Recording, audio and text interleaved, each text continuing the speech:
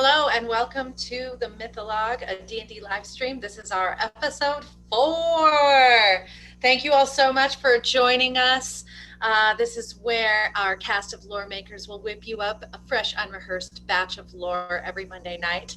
In Dungeons & Dragons, a game master will narrate a story, and the characters create the action in the story by existing and making decisions within the world that I've made for them. Sometimes the fates must have their say, and for those moments, there is always the dice. Thank you all for joining us for episode 4. Last week in episode 3, we had kind of a lovely camping time in the Feywild. The previous week, our group had made friends with a giant beetle that may or may not have been turned giant accidentally by them. Using Speak with Animals, Kian was able to find out that the beetle was pretty food and reproduction motivated, looking for a mate its own size, thinking that might be unlikely, and mostly just wanted to eat a lot of food, possibly including your group, depending on if there was still food when that friend spell wore off. So that beetle had actually trailed you guys all the way to your camping spot, as you remember. And during, I want to say, Epiphany and Flames Watch, the beetle, having trundled along the same path that you all had taken, showed back up. During the night of investigations, many things were discovered about the surroundings. There were pixies back where the group had been traveling from, where they had encountered the pixies way back in episode 1 and 2. Those pixies were back, and they were definitely busy moving some stuff and doing some stuff. There were bees, there were flowers with eyeballs in the middle of them, and there were plants with mouths. Lots to see and do. At one point, Epiphany noticed sort of a shimmer, almost like heat waves coming off the ground. It was while she was doing a handstand, and from that vantage point, noticed that the very earth itself here in the Feywild seems to give off a shimmer of some kind. Unclear what that was, but it was definitely there. Upon the arrival of the giant beetle, Epiphany had a good time attempting to train it to respond to some commands based with its food motivation, and throwing some snacks down from a tree limb, along with Astara, I believe, right? Was Astara, or no, Astara was involved in that the previous week, throwing snacks to the beetle along the trail. So it's been a fun travel, lots of learning about each other. I highly recommend any audience members catch up on episodes 1 through 3 when they get a chance. These folks are hilarious, talented, beautiful, and always coming up with something unpredicted to defy even the plans of the most planful DM, which I'm not. So, gratitude to everyone, especially these wonderful players, you, our audience, and our patrons on Patreon. I have my own patreon.com/Breenetti. And then we have the Mythologue Patreon, patreon.com/the Mythologue, all one word, where at a tier of $3 plus, anywhere in there, $3 and up, you can support the stream and gain access to patron-only content that we will be creating. Speaking of which, brief announcement before we get rolling. Next week on Monday night, we will be together for the Mythologue live stream. However, we will unfortunately be down 2 of our wonderful players. And so we are going to have a little one-shot. It's going to be GM'd by the fabulous and talented Allison. Thank you. And myself, Brian, who plays Wex, Nikki, who plays Feely, and Marv, who plays Finnick, are all going to get together and see what we can cook up for Allison to deal with next week in our first Mythologue one-shot. So please join us for that stream. We're super excited. And then the following week, we'll be picking back up with our normal story. Anybody have hijinks? Guaranteed. Oh, guaranteed hijinks. Absolutely. Marv and I had some fun creating characters last night. Woo! Woo! Good luck. Good luck, everyone. Does anybody have anything to add in terms of catching up from last week or anything?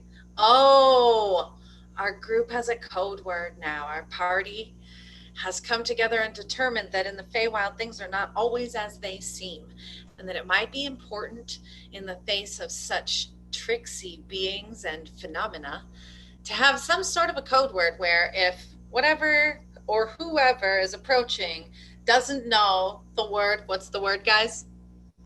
Pumpernickel. Pumpernickel.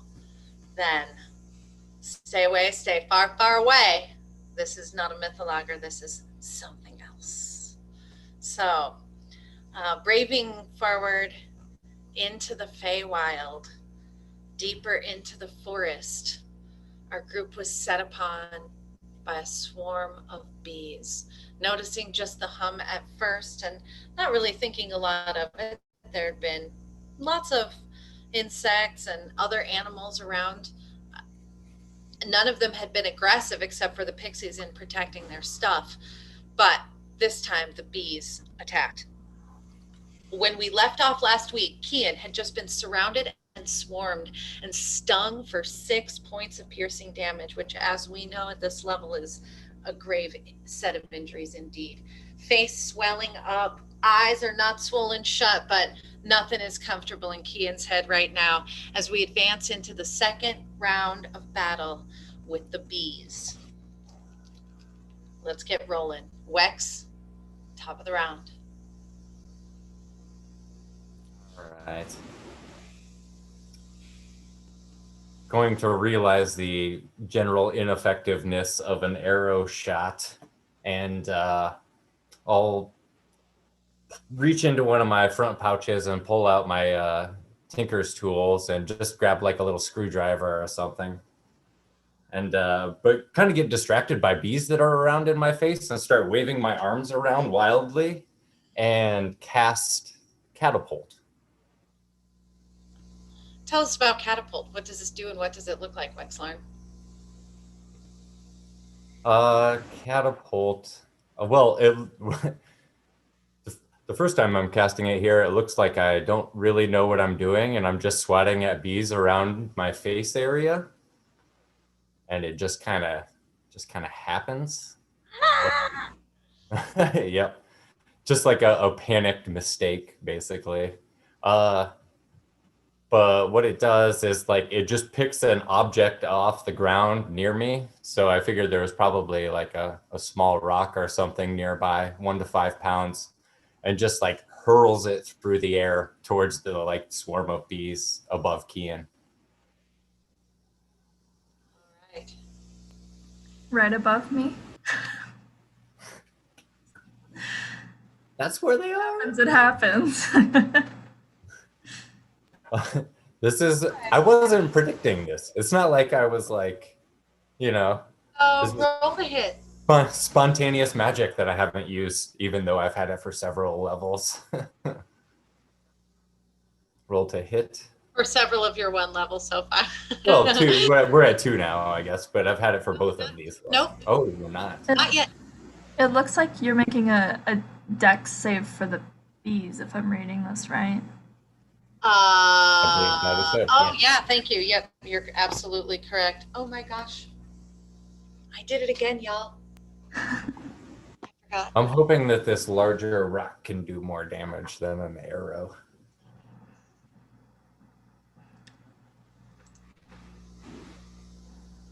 All right, that is going to be an 11. How's that against your spell save DC? Well, I slip away and I have a 14. So, fail. Fail. Unfortunately, my damage roll is not very good, so it's 10 points of damage on 3d8. So do me a favor and roll me a d4. And we'll see how many bees you. 3. You throw this object, and it goes dunk, dunk, dunk, and all three of these bees explode. They explode in showers of sparks. The magic is overpowering. It hits with so much force that these bees are just shattered and disintegrated into glitter. What this causes is for the rest of the swarm basically to just disperse and scatter. At this moment, it has disappeared. The hum dies down, and you're back in this dim, creepier and creepier forest with this harder and harder to find trail. What was that? One of you guys? Was that me? Did I just do that? That was you. It looked like you. Awesome. That's a new one that I haven't done. That hasn't happened before.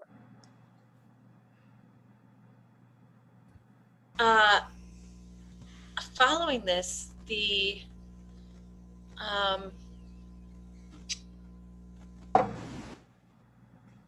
little Astara comes sort of bundling out from a hiding spot that she had popped into behind a tree. She says, "Thank you so much, all of you. I'm scared of bees, even back home, but this was really bad.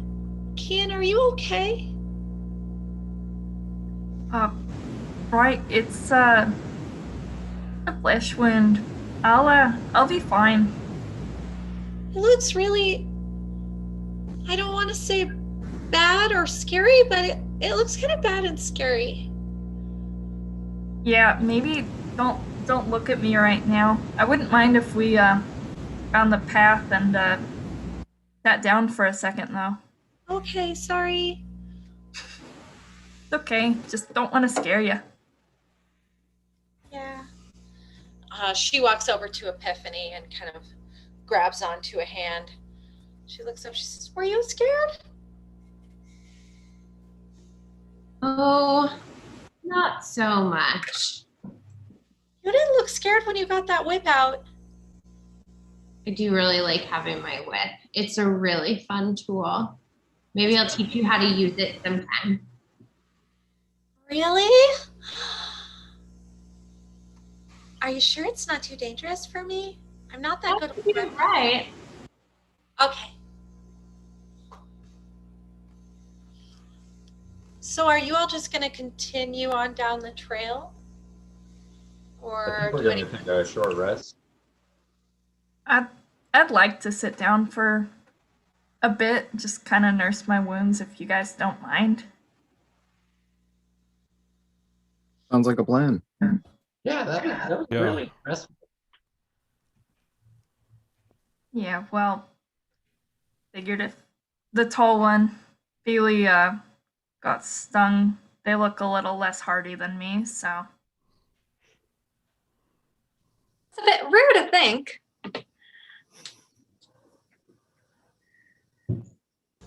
Are you though? I mean, No, but Feely is very affronted.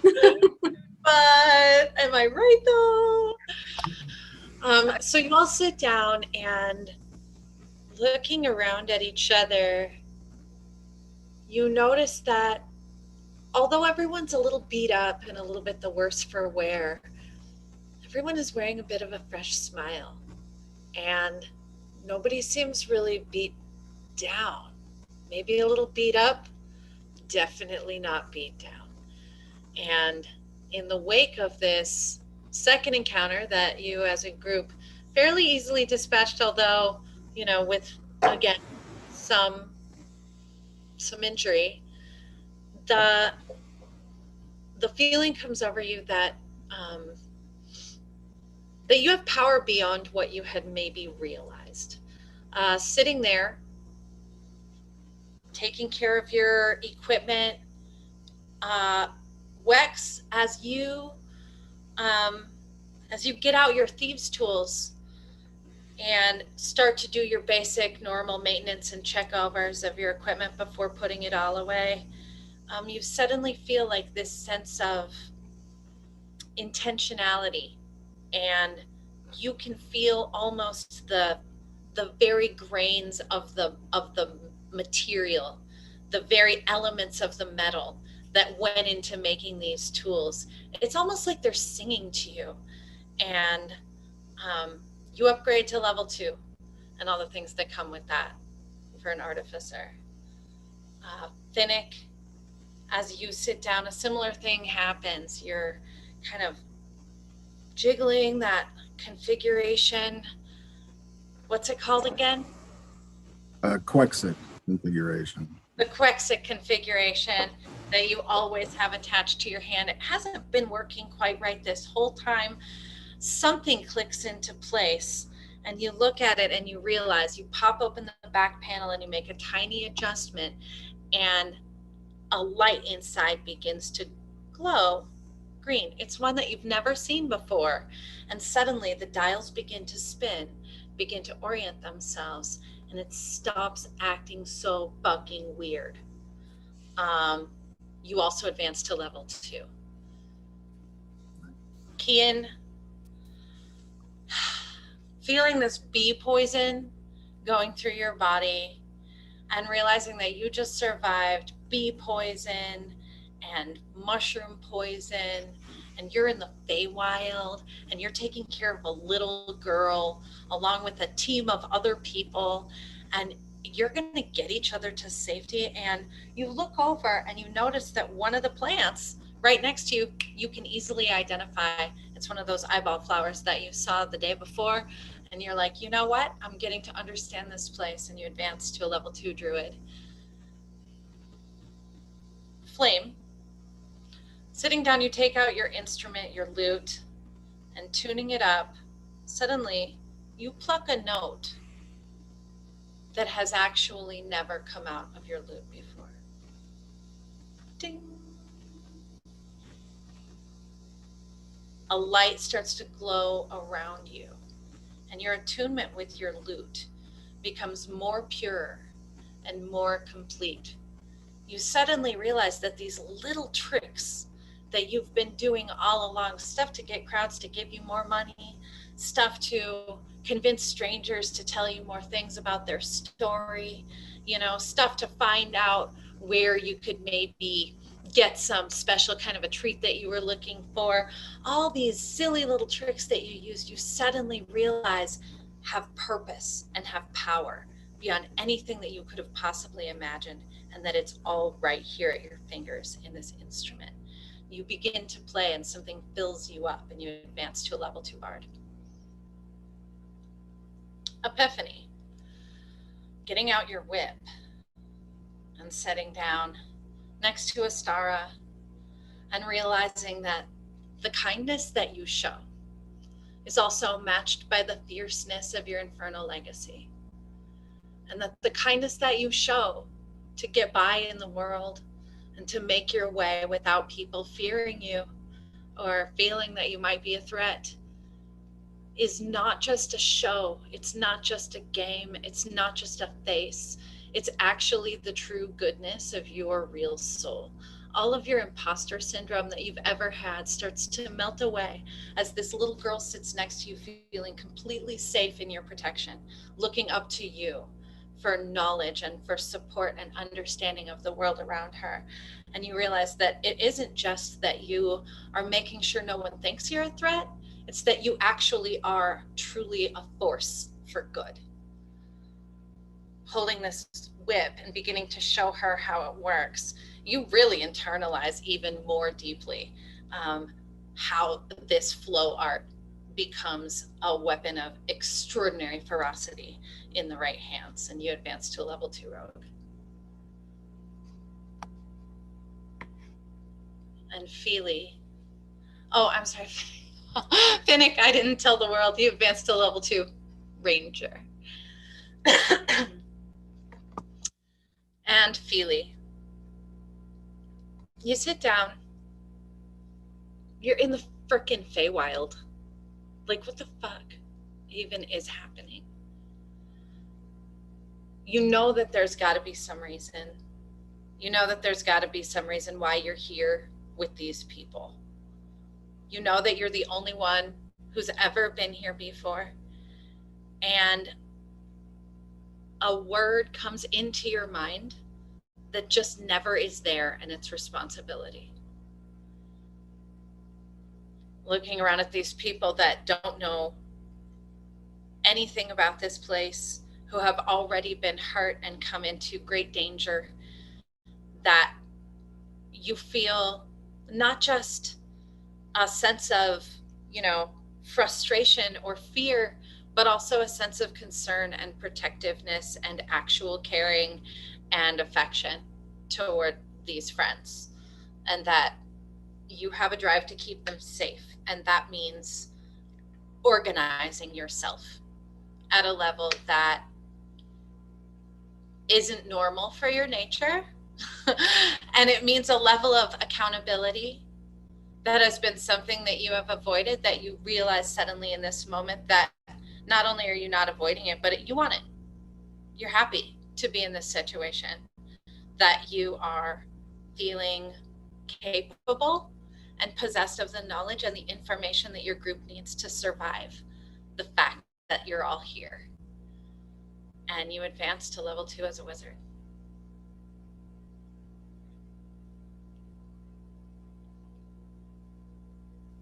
Food. Yeah, congrats, everyone. I know, you survived being level 1 characters.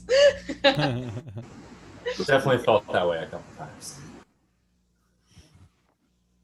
Is there anything else that anyone wants to do on their short rest? I can play the Song of Rest now, so that everyone can heal an extra 1d6. Nice. Is everybody aware of what they can do with their hit dice on a short rest as far as healing up? Although when you level up, you regain your hit points and you regain your spell slots. But you should play your Song of Rest anyway, so that we know what it sounds like. Oh, you need to. How does that look when your bard self sets down this cat man with his lute and plays the Song of Rest? Does it do anything like visibly, or does it just make everyone feel stronger? And It just makes everyone feel stronger and happier. And like the campfire is just a little bit warmer and brighter, but we don't have a campfire this time, but you know what I mean.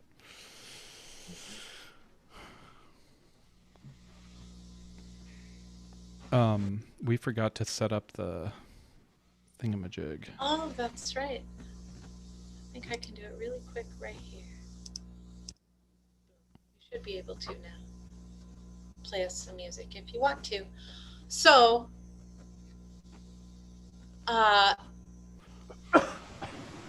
this deep in the forest, it is pretty dim. And looking around you, you notice that the trail that you're on is pretty sparse and is getting really crowded by undergrowth. It is still a trail, but before you all get moving, I'm going to go ahead and have you guys decide who's going to go in front and helm a survival check with advantage, because everyone is helping. And Finnick, I'm going to have you roll with your cartographer's tools really quick now that you're at level 1 and your shit is working a little bit better. Epiphany has proficiency in survival if you guys want. I'm willing to help, but I was hoping to really talk to this bug before it got too hungry. So Good idea. I'll.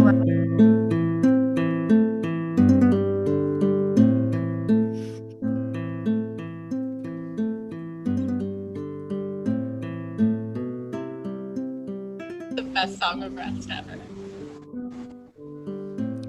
Sorry. We didn't have to. We're not supposed to stop. Continue, Kian.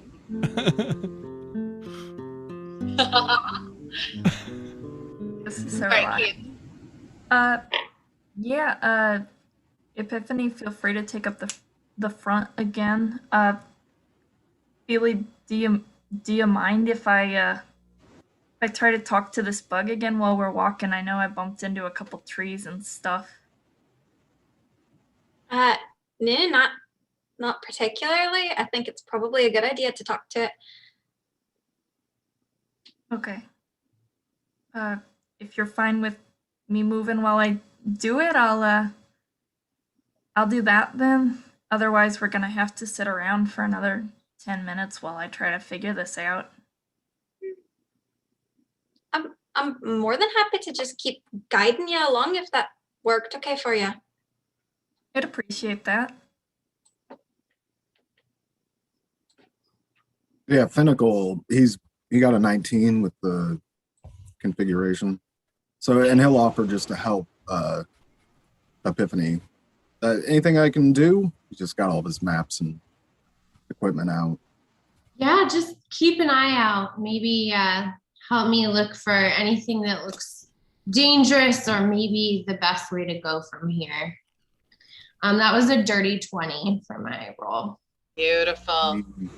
So Finnick, standing next to and a little bit behind Epiphany, you attune a couple of things between your one goggle eye that has the extra, little abilities to it and stuff, the little telescope and stuff.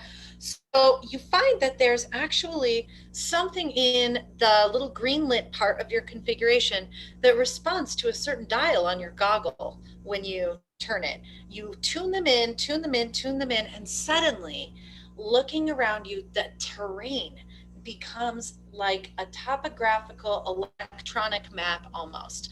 All of the, like, superimposed over anything that you can see, the darkness of the trees and the little bits of light coming through from above, what you can see in your goggles is like computer diagram lines showing exactly the topography of the landscape, the trail as it goes through, and also individual points of heat, for example, animal scat and things of that nature. What you all notice is that there are a lot of bear tracks, and that with the dirty 20, I will say that you notice that there are bear tracks, but there are also signs of other things, like bits of cloth or of you find a couple of coins on the ground. In one place you find a piece of jewelry that has been lost, a broken little ring, but the as you pick up this broken ring, you realize that the band itself is actually quite large. As you're following this little bit of a trail, you also realize that several of these bear tracks are of bears walking upright, not on all fours.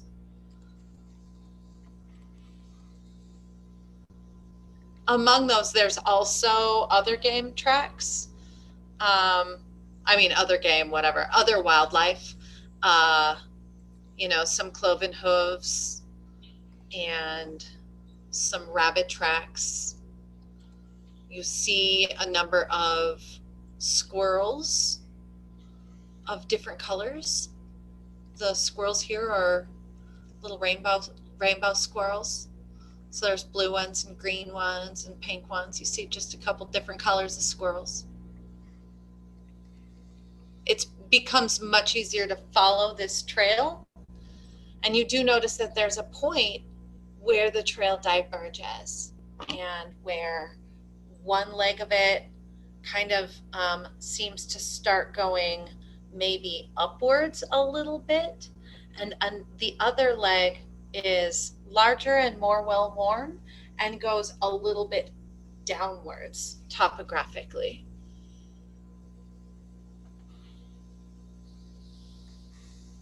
That's what Epiphany's seeing? So the topography, this is basically what you all are putting together between the conversations that you're having. You're Okay. all, Epiphany is noticing a lot of the stuff about the tracks. Wow, these bear tracks here are definitely bears walking on 2 legs instead of 4.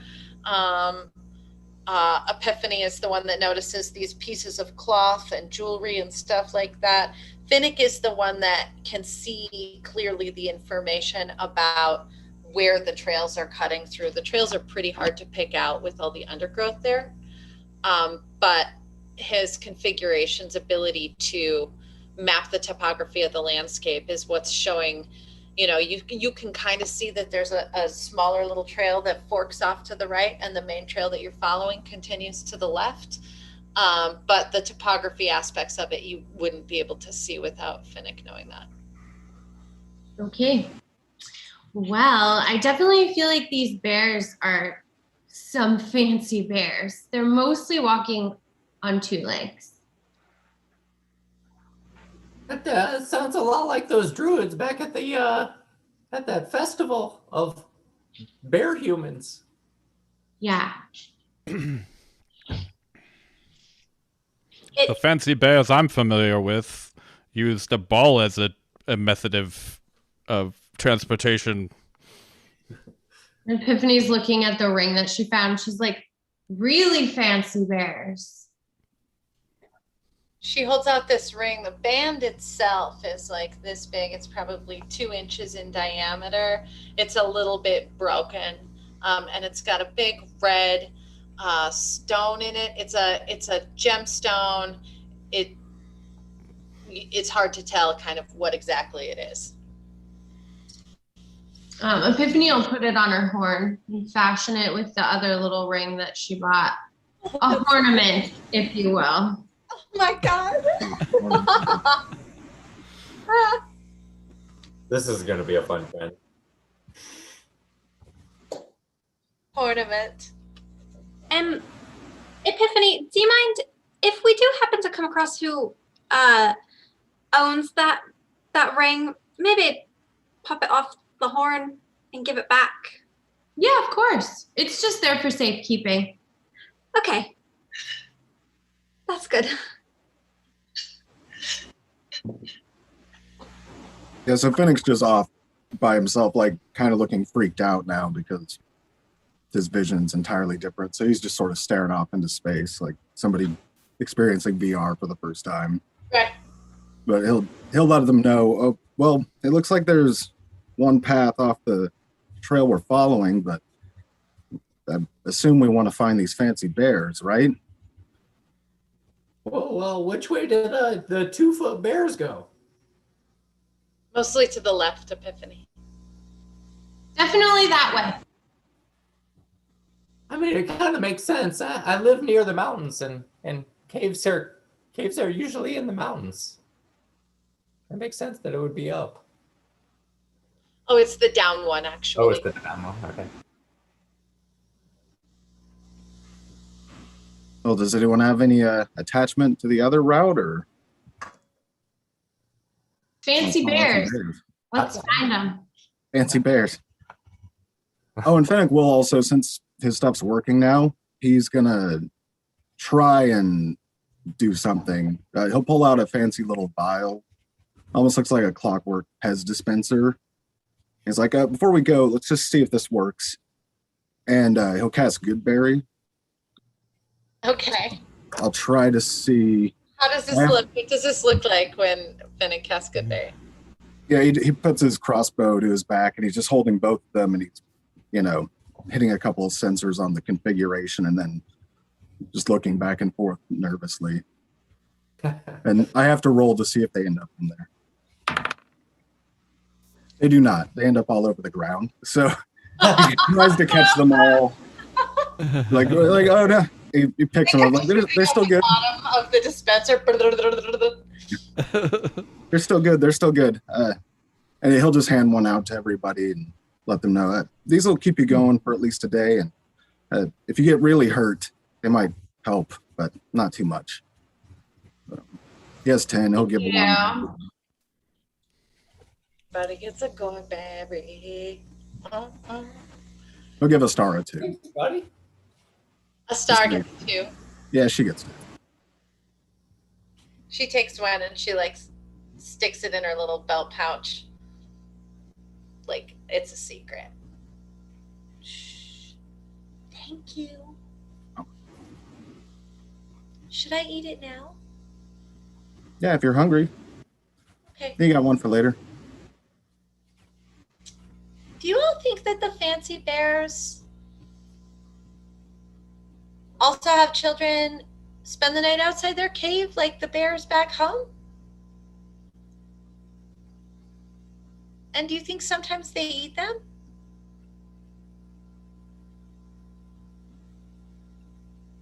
I mean, I don't reckon that's what's happening, but I guess we'll learn more about what they're up to when we find them.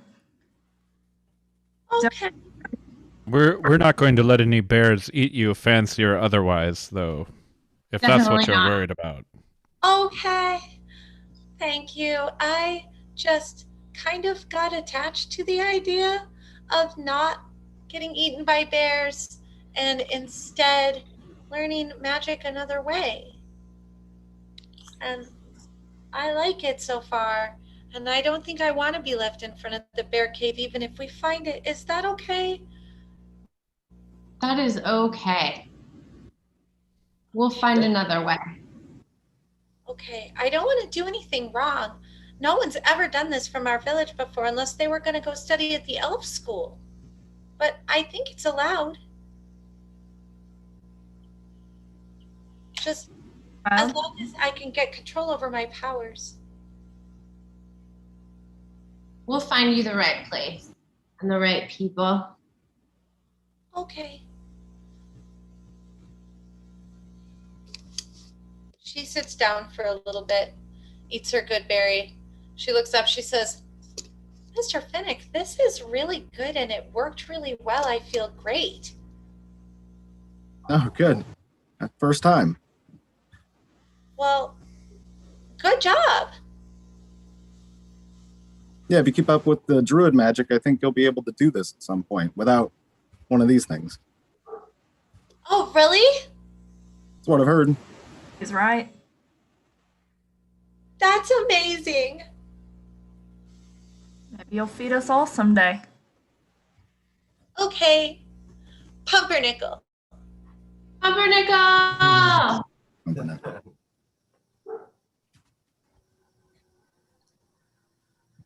All right, onward down the bear path. Fancy bears away. Fancy bear path.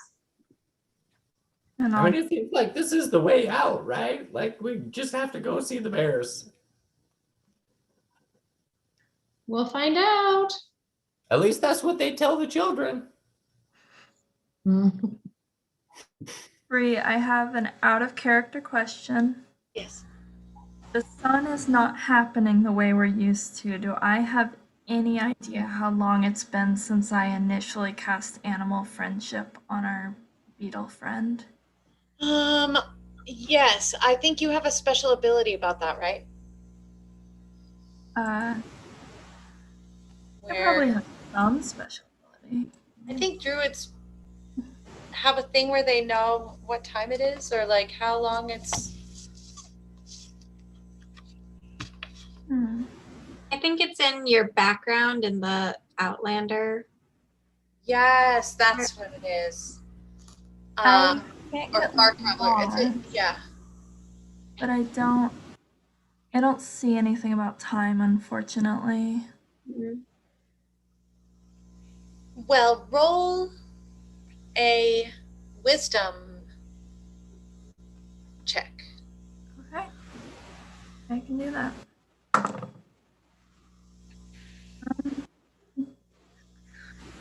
20.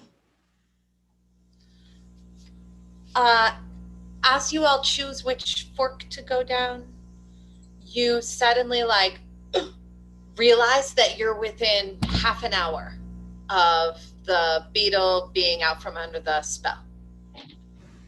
Okay. With that in mind, I'll probably say to the group, rather than doing the whole long cast and thing of this, I think that I'm just gonna go ahead and talk to her right now before we get going. Maybe convince her that she can find more food somewhere else, because it's gonna be exhausting if we keep trying to convince her not to eat us. Yeah, she does seem to really like a lot of snacks. You could tell her that there's some bear snacks just ahead. Yeah, do we down up the other way, you think? Okay. So I'll just cast it normally and use a whole spell slot to speak with animals.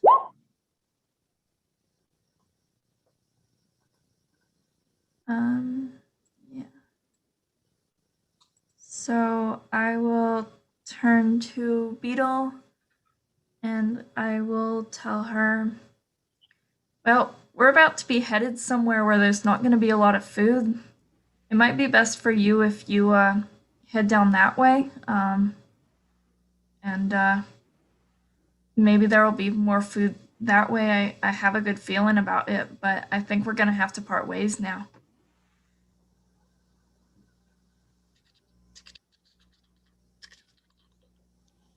Roll persuasion with advantage. Okay.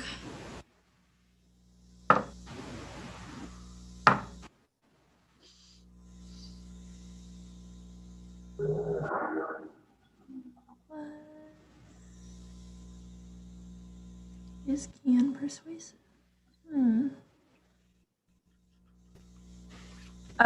17. Wait, Oh no, there's no. only 16. Where What? where could you go where there is no food? That's a nightmare. Well, I reckon that the direction that this group of friends is headed in a direction that we just don't foresee there being a lot of food, and I know that you're not looking forward to a situation like that, so But if there's no food, then why are you going that way? Won't you die? well, we can go a little bit longer without food than I think you can. So we'll make it, but I wouldn't want to risk your life, you know? Thank you, kid. Of course, Beetle. And Kian will like hand his good berry that Finnick gave him to Beetle and then like wave goodbye. Wow. I feel really full. That's great. I bet by the time I'm hungry again, I'll find something to eat. Bet you will. Wish you the best, Beetle. Bye bye. Beetle trundles on up the path. The other fork from the one that you guys chose, the right fork, Beetle goes up. And you all head down the left path. Deeper and darker the forest becomes. And more difficult becomes the terrain, although there are more bear tracks. There are also plenty of obstacles, and some of the struggle is the bear tracks. It's muddy, it's murky, it's deep. It takes you a good, 3 or 4 hours to go 5 miles. And it's sweaty, hard going. You hear funny sounds through the forest every now and then. Something that sounds like a whistle or a pan flute. Something else that sounds like maybe thumping footsteps, but then it passed without event. The forest is weird, fluttering animals fly through the canopy, but they're not like the regular birds that you're used to. And the insects are not like the regular insects. The caterpillars are super fluffy, and the bugs are weird and sparkly. And you all begin to realize that you're incredibly tired, that it's been quite a bit of traveling since your last long rest. And you're getting to the point where you're not going to be able to do this much longer. Looking around at the forest, it's, thick. You've noticed already that the undergrowth is full of thorns. There may be a clearing around somewhere. You haven't seen very many of them. There are, options for resting, but it's getting to be time to figure out what your solutions are going to be.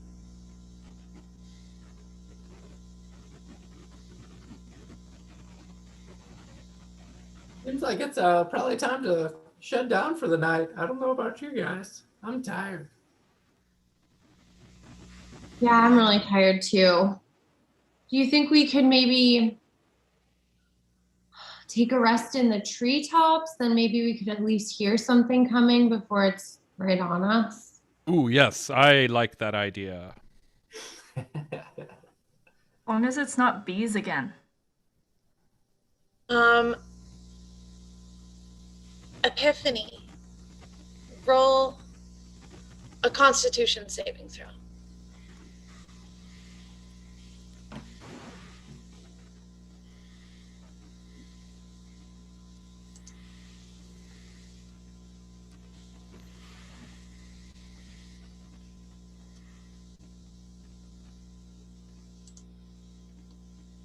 That is a 7.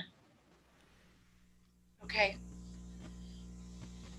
You suddenly feel incredibly irritated and angry with Kian for the way he just said, as long as it's not bees, like as if that was the only thing that was important, like as if that was the only thing that mattered. Oh, because you got stung by bees, Kian? Like, you feel enraged. What do you mean, bees? There's a million mean things here. Not just bees, Kian. I'm just saying we should be up high so maybe something won't try to eat us.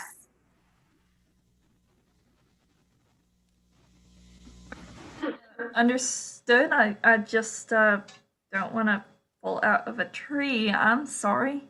Did I say something wrong?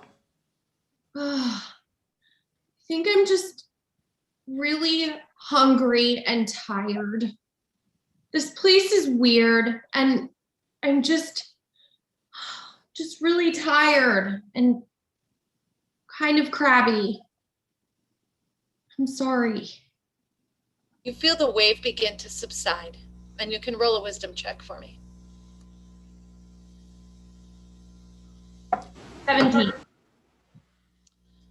As it does pass, you realize that this must be something. Like that, something must have just come over you. That wasn't just normal hangry. That was not just normal tired.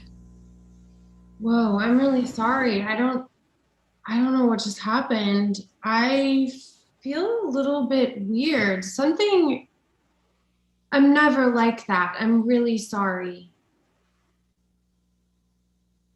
Apology accepted, but if there's things messing with our minds out here, maybe we should be taking watch in groups again. Yeah, I definitely feel like I wasn't myself for a moment. Sure. Well, if you're feeling okay now, that's what's important. Think so. I can take first watch for a while. If someone wants to stay up for a couple hours with me. I don't know how long we want to stay resting here. I was thinking about how we could maybe be maximizing our resting potential. Kian, you and I can both go with just 4 hours of, trance. Everyone else needs a little bit more actual sleep, but if you and I both took half the night in 4 and 4, then everyone else could just do short little bits with us. Does that Yes, make I sense? prefer about 18 hours a day if I can get it. Well, that's unfortunately just not possible. Feely, roll a Constitution saving throw. 16.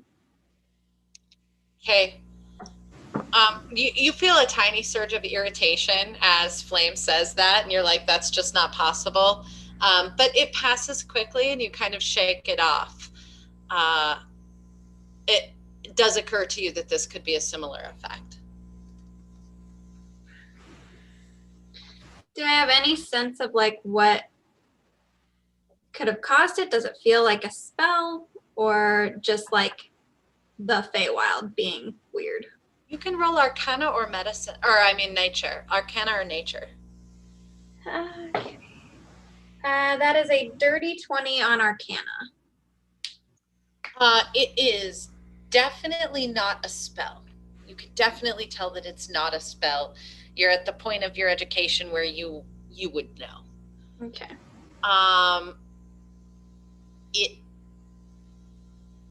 If anything, it kind of feels like an environmental effect or something weather related or terrain related or something,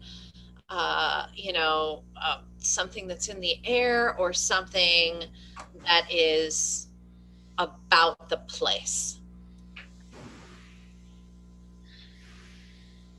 That's your Epiphany, I think I get it why you're being so cranky, so to say. Not entirely, but it's definitely not someone who's attacking us. I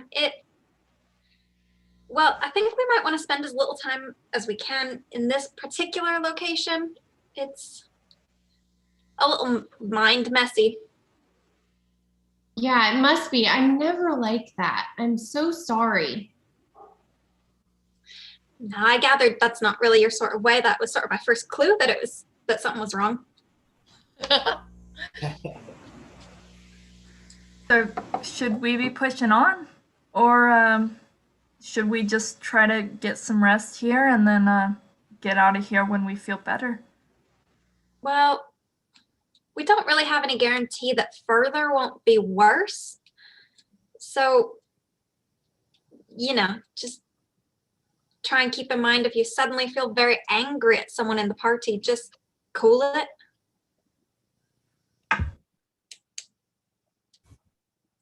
Makes sense to me. Unlike all that math you were saying earlier, could you explain that again? Well, most people need, 6 to 8 hours of sleep. We don't, you and me, just kind of about 4. So if we have an 8-hour rest, if you were on watch for the first 4, now I'm on watch for the second 4. We just need everyone else to take like 2-hour chunks with us.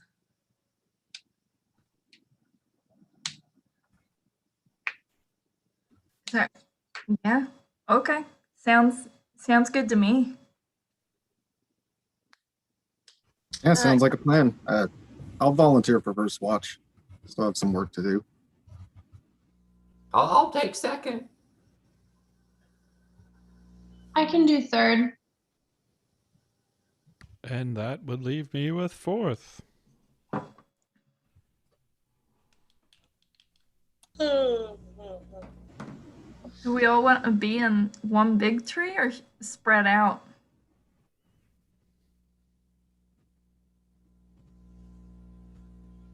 Oh, we're gonna sleep in the trees. Oh, I Epiphany is. I am. I'm going to sleep in a tree. Wex definitely is. I might need a bit of help getting up in one if you want me sleeping in a tree. I can boost you. Right. Hey there, Flame. Would you mind if I catch a lift? Sure. Roll a Constitution saving throw. Who? Flame.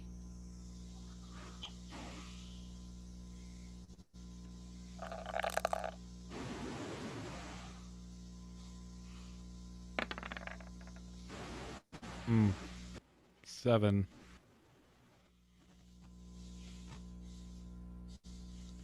Okay. You tell Wex that he can get a lift, and he comes right over and immediately touches you. You cannot believe this. Oh, It is the I'll rudest let you thing. know when I'm ready. But no, Excellent. we talked about it, I thought. I must prepare. Roll a Constitution saving throw, Wex.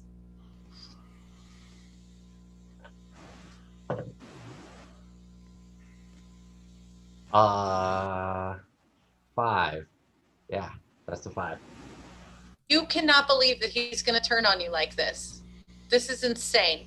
He must honestly have some kind of a sinister aspect within him or something like that, that he would be like that. He's obviously manipulating you, that he would tell you that it was okay, and then you come over and he gets mad and almost goes on the attack right away. He's starting something, clearly. We just talked about this, I swear. There's no reason for this affront on my persons. Are you planning to eat me? You were just going to drag me up the tree and eat me? Oh, I would rather eat my own shoe than eat a filthy little creature like you. Filthy! Now, hold on, the both of you. What did I just say? Never trust a cat in a tree. That's what I just heard. That's not what I said. Take a deep breath. Wex and Flame roll Constitution saving throws. Dirty 20. Much better. 15. Right, you guys come to your senses. Looking at Feely, you realize Feely literally just said that this was totally going to happen, and then it definitely happened, and you definitely didn't realize it was happening. That's totally what happened. As you're like looking into their eyes, and their like demeanor is sort of calming you, and you're like, oh, and like you stop being mad at each other. And it gives way to possibly feelings of confusion or fear or something like that. I don't know, but just knowing that that level of emotion took you over might have an impact. That was awesome! Ah, Did somebody write that down? I'm terribly sorry. I didn't think you're filthy at all. At least not any more filthy than any other non-feline humanoid. Yeah, I don't really think you're gonna eat me. Like, there was a question in the beginning, but it seems like you're pretty reasonable.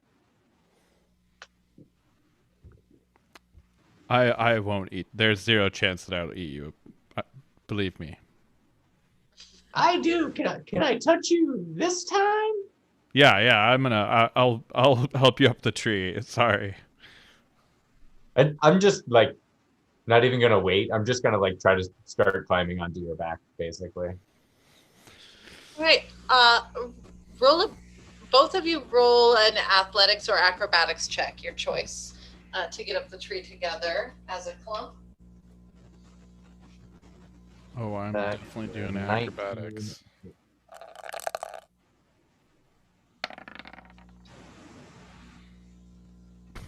$10. Okay, it's hard. It's much more challenging than you might have expected with a gnome on you. What did you get, Wex? 19. Okay, you hold on evenly in spite of the fact that your mount is struggling like crazy. You do just fine. But it takes you guys a good little while to get up the tree. During which, Kian, I'll have you roll a Constitution saving throw.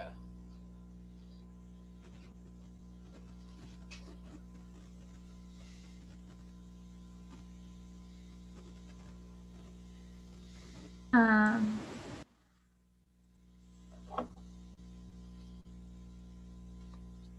8. It becomes overwhelming and enraging to watch these two clamber up this tree. It's the clumsiest, most awkward, annoying thing that you've ever seen. Max keeps laughing. Flame keeps almost dropping him. The higher they get, the more dangerous and frustrating and annoying it becomes. Look, if you're trying to kill yourself, you can do that different ways. Can you please just take this seriously? I can enjoy myself and take it seriously. Stop moving around so much. You're bony. We're in a very threatening situation right now, and this is what y'all are doing? Yeah, it's like he's never done this before. As a matter of fact, I never have with a gnome on my back. Oh, I We just have to assumed- practice this act. Kian, roll a wisdom check. Up and down wisdom. Pardon? Yeah, 14. just plain ass wisdom check. Okay, with a 14, you realize that you are under the effect of this thing. You find a way to steady your breath and your words a little bit, but the feelings are still just surging through you. You begin to, like, you notice yourself feeling violent, like violently rageful on a level that you may never have in your life. And noting that, you're like, okay, this is that thing. And you're like, this is what it feels like. Yeah, this situation is not good, guys. Like it's messing with all of us. So As soon as we're like at a sturdy branch or something, I will get off and like start stringing up a rope so I feel safe. Okay, you get off at a branch about 15 feet up, and immediately, Flame, you become, at ease. This branch is large and wide. It's definitely strong enough to hold you. It's easy to stand on. Wex, you rig yourself up, clip in. Flame will stop there, and then as Kian says that, I'll say he does raise a good point. Maybe we should find a tree that doesn't make us so angry.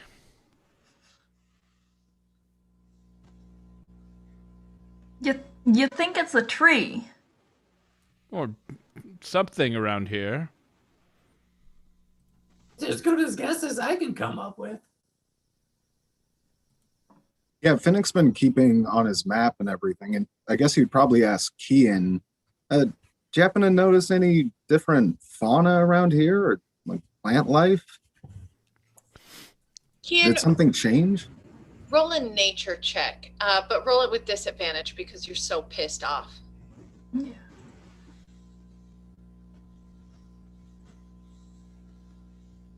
Ten. And Feely, you can roll a nature check also, not with disadvantage. They're the smart one anyway. 19. Okay.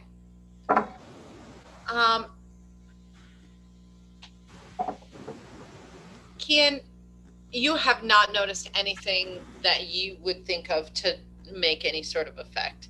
It's real hard to keep focus. Every time you see a bug, you think it might be a bee, it freaks you out. It's kind of starting to piss you off that everyone is deciding to stay here, but you remember yourself just saying a little bit ago that it was probably fine. Like, it's too hard to think through this moment of rage. You just manage to breathe your way through it. You kind of shake your head at Finnick like, no, I haven't seen anything. Feely, however, I will let you with your roll. I'll have you also then do a history check. My luck had to run out at some point. That's a 10. Okay. You remember something somewhere about something that does this.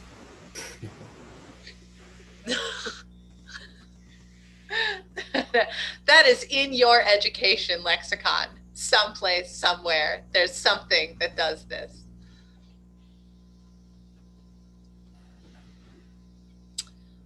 But you all do find your way up into the trees. Finnick, is that what you decided to do as well? Yeah, we're all heading up. And he's got a grappling hook and a rope. He'll go ahead and throw that up. And Okay. okay, who wants to take the kiddo up? And I got her. Epiphany will swing her tail down and have a star climb on and pull her up. Okay, she climbs up. She's gonna do a quick check.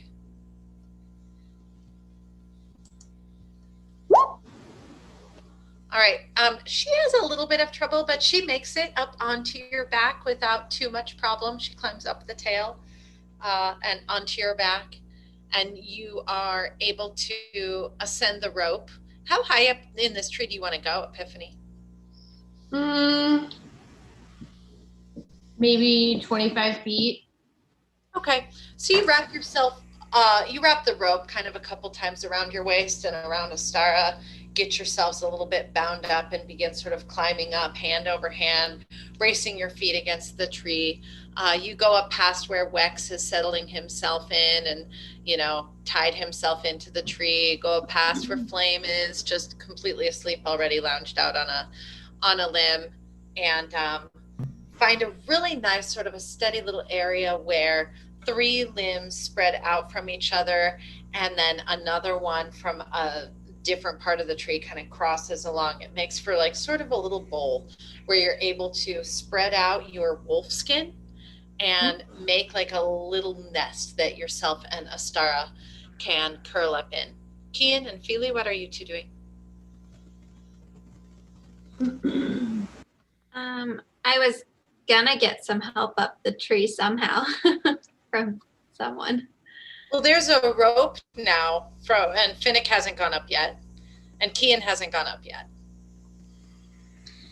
looks like I can hold on to it for you if you want. That might be helpful. I don't know if you can tell it, but physical feats are not exactly my strong suit. I know what that's like. Don't worry, it should hold. All right. Roll athletics or acrobatics, Feely. Oh, dang.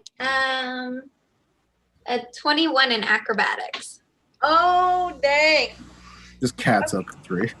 I'm not really good at Yeah, Finnick, I'm going to have you roll a Constitution saving throw.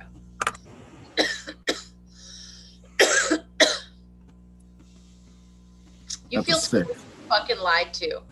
Why is Feely saying that they're terrible at this and then just scampering up the tree like a fucking fake creature, like the fake creature that they are? They're actually from here, you know? Maybe they're part of this whole sinister thing. Maybe they're just getting everybody up into this tree for like some other nefarious purpose. They're obviously some kind of a shark, having just said that they're terrible at it and then went straight up the tree. Very suspicious, absolutely enraging. Oh, really? You think your fey trickery is going to work on me? No, I'm not going up that tree until she or they come down. I'm not going up there. Somebody kick her out of the tree or she's going to kill us all. I'm just saying. Nah, I haven't done anything to warrant your suspicion. Would you just calm down? Finnick, it's the thing, Finnick. The thing is happening. The thing, Well, what thing? Like they're going to kill us? I pull out my notebook really fast and stop talking. It's the crabbiness. The crabbiness. Roll a wisdom check, Finnick.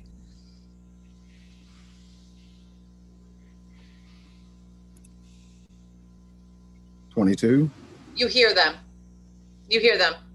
You realize what they're saying to you. You realize it's happening to you.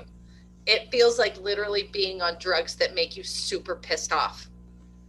Like you really want to jerk Feely down from the rope and like start a fight. And so like, but you realize exactly what's happening. Oh, the thing. The thing. Okay. Yeah, that's the thing. I get it now. Okay. I'm sorry. I don't think you're going to kill us. I don't know why I said that. You do not feel sorry, and you definitely think that they're going to kill you. but you find a way to say that you're sorry and that you don't think that they're going to. So like you can definitely tell that it's what's happening, but you still feel all the same feeling. Oh, okay. Feely, you make your way up the tree. Finnick, you're on the ground still feeling extremely intensely distrustful, uncomfortable, and angry. Kian, you're still on the ground as far as I know, correct? Yes. Okay. Yeah, Finnick and I have first watch. You can see Finnick just kind of standing there holding the rope, like trying just to breathe. Like you can't see his eyes obviously because he's got the goggles on, but you can just like see him trying to hold himself together. Maybe we should just take our watch on the ground if that would be okay with you, friend. Yeah, seems like a good idea. I still think they're going to try and kill them, so keep an eye on them. You think they're the one causing this thing? They're the only one from here. And I have seen them capable of magic. Pretty powerful magic. And then they say they can't climb a tree. No, I don't trust them. And Pinnacle just kind of like pull out his crossbow. He's just going to sit at the base of the tree and look around all paranoid. To be fair, the climbing the tree thing did seem a little bit too obvious for the intelligence on that one, don't you think? But I do think we need to keep an eye on them for sure. I'm not sure what they're about, but they're definitely hiding something. Yeah, fair enough. But let's try to not get ourselves hurt unnecessarily in the meantime. Deal. He's not mad at Kian, right? Good. Not at the moment. Okay. Yeah. He'll probably calm down a little bit. But you two do a pretty good job of fueling each other's like theory about feeling. So sorry. Unaware of all of this, Feely, you curl up and go to sleep on a branch. It's nice up there. Everything's fine. Your friends are plotting against you. It's cool. No. D&D. So the 2 hours of your watch, Finnick, pass pretty uneventfully. Things are quiet, although there are still really weird sounds, and obviously it's not night. It just feels strange that it's never night. It's, still like dim twilight slanting through the forest canopy. The bugs sound different. The birds feel different, and every now and then there's that haunting sort of musical sound that you can hear from sort of really far away. And then it just seems to slip away again, almost with a shift of the wind or something, like a piping or whistling, something. Roll another Constitution save.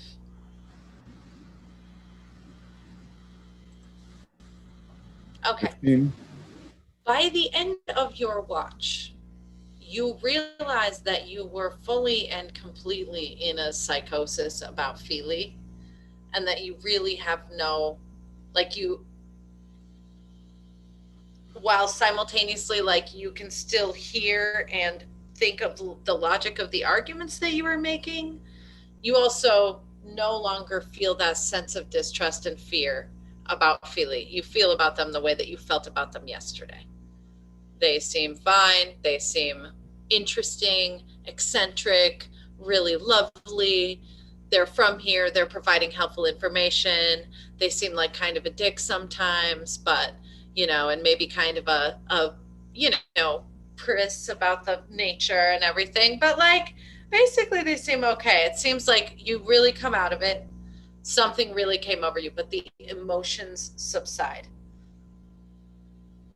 Mentally, you may still have that question, but the emotions are gone. At this moment, we're going to go ahead and take our intermission break until 6:30 Pacific, or maybe 6:29, if I can hit it. All right.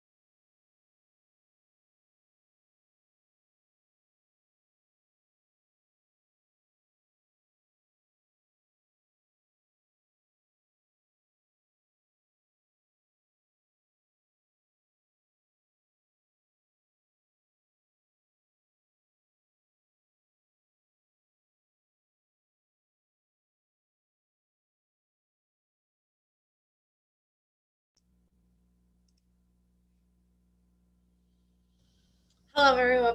Hello. Good job. Let's try that again. Hello, everybody, and welcome back to the Mythologue D&D live stream. Thank you so much for joining us for the second act of episode 4 of our beautiful story, the Mythologue. Before we jump in and get rolling, I just wanted to mention a couple of things. We are now visible on Twitter and Instagram, as well as YouTube and Facebook. I will say that I'm running the Facebook, and you can tell because there's not much on there. But Nikki is running the Instagram and the Twitter, and so those are actually really interesting to follow, and you should check them out at Nikki. It's at Mythologue DND. Yeah, for both of them. There's definitely more on the Twitter than the Instagram, but that will change in days to come. Come interact. I'm always on my phone, and I can hang out and talk, and yeah, super good at it. Thank you so much. I love it. I really enjoy following the Mythologue on Twitter. Sometimes I'll be like, oh, that is so cool. Oh, it's the Mythologue. Of course it was. That's my people. So yeah, all I do on the Facebook is make the weekly event for the live stream, literally on the day of the live stream. So I'm gonna work on that. I'm gonna get better. We all have improvements to make in life. So part 1 tonight, our adventurers traveled bravely deeper into the forest, finding themselves sort of in this tangly under thicket of deep, dark Feywild forest.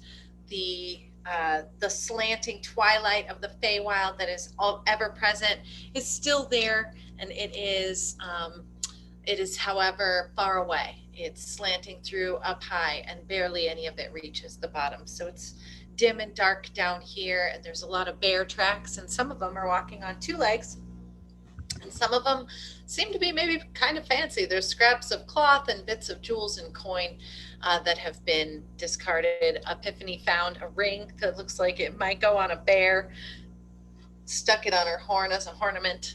It's one of my favorite moments of the Mythologue so far. And we go onward until our adventurers become exhausted and decide that it's time to make camp for the night. After successfully sending their beetle friend away before it became their beetle ravenous, starving, terrifying beast companion. So beetle went away, and the travelers tried to start going up a tree to sleep more safely, and started getting in little spats and arguments with each other. There seems to be some kind of an environmental effect, something to do with the place or the space, the air, the terrain, unclear, uncertain.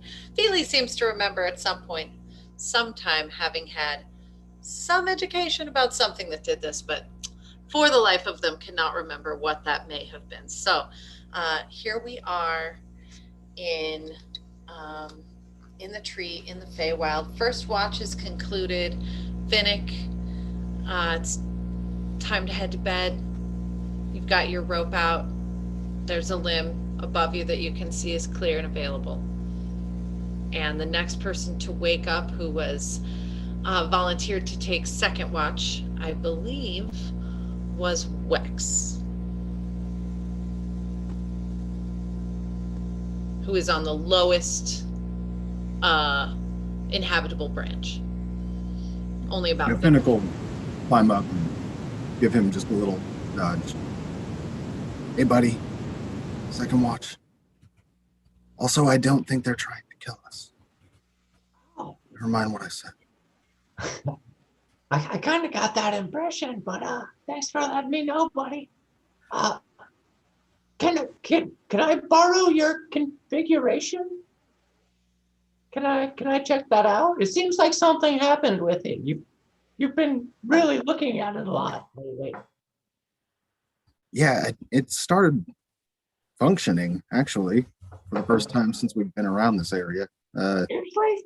That's awesome. Yeah, but I think I'd be in a lot of trouble if I let someone take it. But tomorrow, we'll take a look at it. Okay, sounds good. Hey, do you want to use this little bed I made?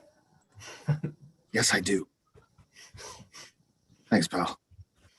It is indeed a little bed, but it's workable. Phoenix on the smaller side for you. He'll curl up. Assuming your turn at watch, Wex, with Kian, you haven't gotten much rest. You're pretty tired. And since you haven't gotten your long rest yet, and you won't until you get back to sleep, I'm going to have you roll a quick Constitution save. Okay.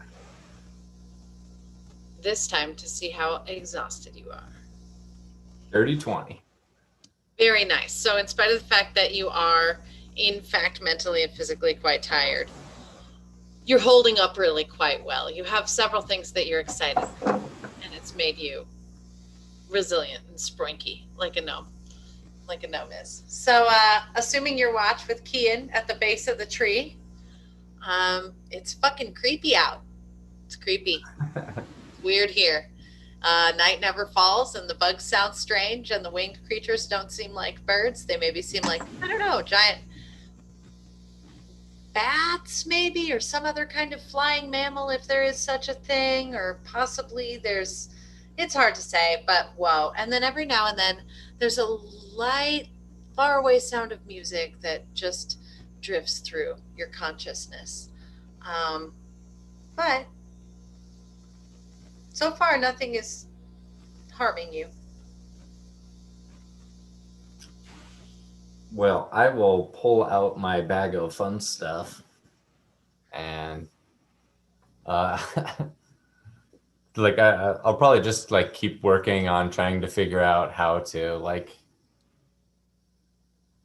I don't know, incorporate all of the crystal into like the mechanisms of the tinkering stuff like more efficiently. Just like keep working on that. Even though I know it's not going to power it, just try to figure out better ways to do it. All right. Roll with your tinker's tools.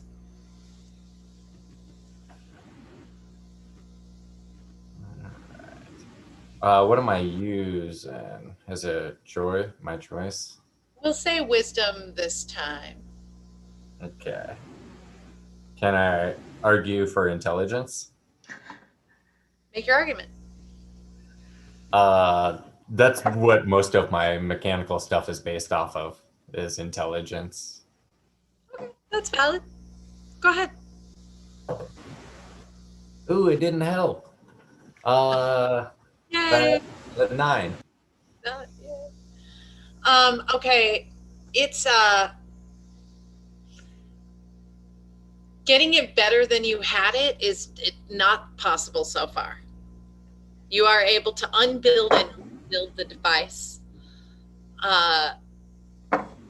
With it, you still have like a nice little structure to hold the crystal. You still think it would power for the amount of power that the crystal would have, but you're not able to get it any better. In the meantime, Kian, I'll have you roll a Constitution saving throw.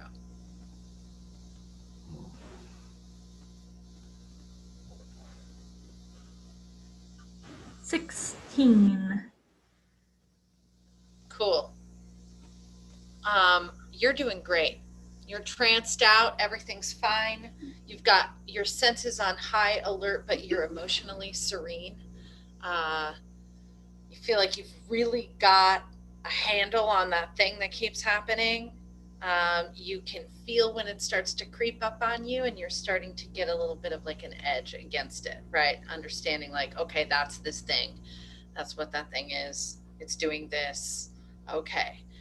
So you're able to kind of breathe through it and roll a perception check. I think, do you take disadvantage with those when you're in your trance? Well, I'm not trancing right now. I'll do that when Feely shows. Oh, that's right. That's right. You're alert. Okay. Thanks. Perception? Yes. 22. Okay.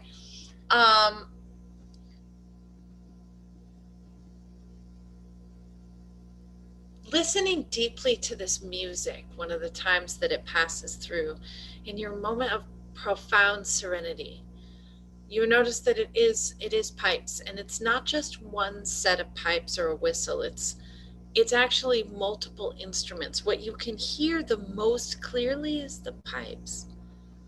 But there's some band or something playing somewhere.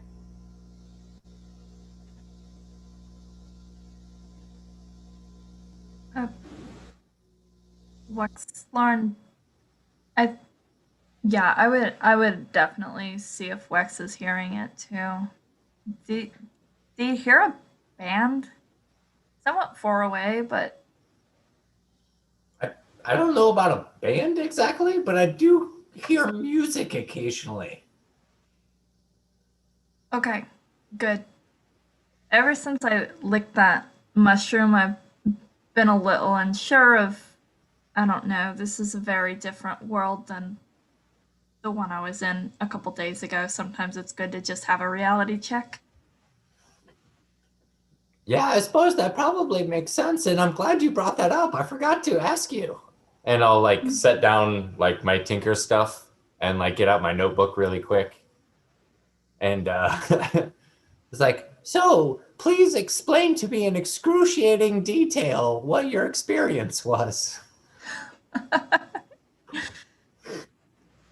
And yeah, Kian will be satisfied that like he's not hallucinating, and he'll just lean into this and talk to Wex, learn, be like, well, it all started when I thought that I could find some good food now that we were in a new location, and decided to taste test the mushroom before I fed it to anyone else. And next thing I knew, there were flying, colorful, rainbow small people, and they were exploding into glitter and sparkles, and No, well, that part's actually true. Like, that part really happened. then maybe nothing really, I don't know, it was a little more colorful than it is now, but otherwise I'm not really sure. This whole place feels like a trip, honestly. It is possible that the creek turned into a dragon at one point, and that everything, I think, looked blue or something for a little while. There were some visual effects for sure. Definitely. I wasn't actually expecting you to go through the whole thing. I was just Yeah. like, trying to set that like mood. Yeah, I think Kian would love to talk about that with Wexlarn and just be like curious about why he cares, but yeah. Well, I'd like to know what I'm about to do to myself or someone else. Like, let's be honest, I'm kind of glad that you tried it because it's very hard to take notes after you've ingested a new substance. Typically, it goes wrong. But it's still worth trying. Yeah, that's fair. I've actually got a little kit that helps me like identify and substance, herbs and potions and stuff like that, but I haven't had much luck with it so far. I actually have one myself, but it's back with Gertrude in the cart. I just don't have enough room on my little body to carry all the things I need. I have all these pockets, but there's only so many pockets you can sew onto a pair of pants. Well, you're welcome to borrow mine anytime, and if you can help me learn how to use it better, I'd surely appreciate it. I can try. I don't have my healer's kit, but I'll pull out my poisoner's kit and start showing. Yeah, I've got an herbalism kit, so yeah, we're just tinkering with stuff now. Roll an intelligence check really quick, Waxline. You're gonna change dice because that one stopped being friendly. There we go. 19. Nice. How many, teen? What's that? What was the roll? 19. Okay. So you suddenly realize as you're talking about not having enough room to carry your shit, you're like, ding, you have an aha moment. an incredible idea for something that you could make, where you could actually take a regular bag and you could somehow enchant this bag and infuse it with the ability to hold more stuff, maybe using some kind of dimensional magic. It'll take you a little bit of time to figure it out. I will immediately, upon having this thought, like just upend my bag like onto the ground, like no consideration, just like super excited. Wex just picks up his bag, shakes it all out, everything falls onto the ground. And then, yeah, I'll spend however much time I need to. He begins doing weird things with his wrench, with the bag. Taking the wrench, like putting it into the bag and finding somehow something to turn in there, turning it a few times, taking the wrench back out, looking inside the bag, all kinds of interesting little things. But by the end of this watch period that Wex spends with you, he is well on his way. He has it to a point where his little bag, he's a little tiny person.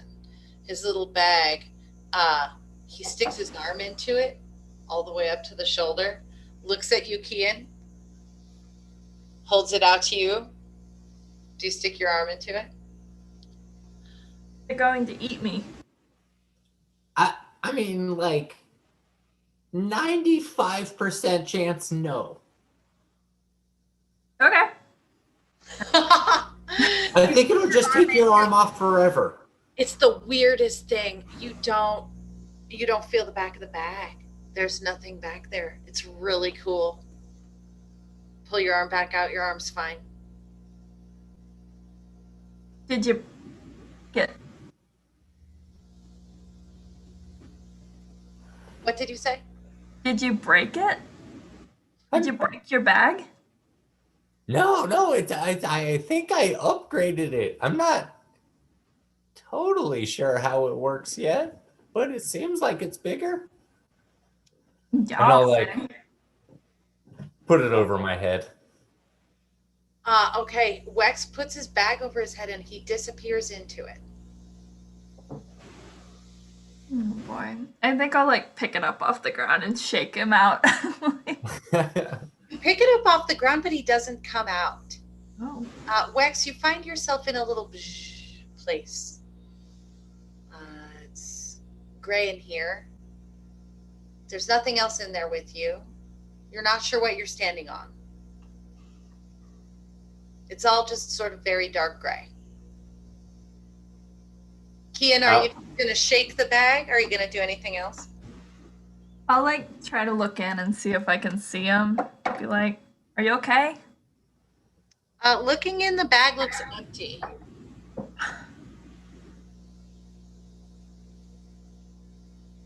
Oh, Fennec's gonna be so angry when he realizes I lost Wex on my watch. He explicitly told me not to do this. No, like, turn it upside down and be like, please come out. I probably would have come out the first time if the bag was opened and shaken, honestly. Like, it was just to see if I could see how big the bag was. You went into, sorry, but you wouldn't have come out because you went into an extra dimensional space. When you went inside the bag, when you pulled the bag down over yourself, you went into an extra dimensional space. Sorry, that's what happened. You probably can't breathe right now either, which is... Yeah. I was thinking my feet would still be on the ground and I would only pull it to like my waist or something like that.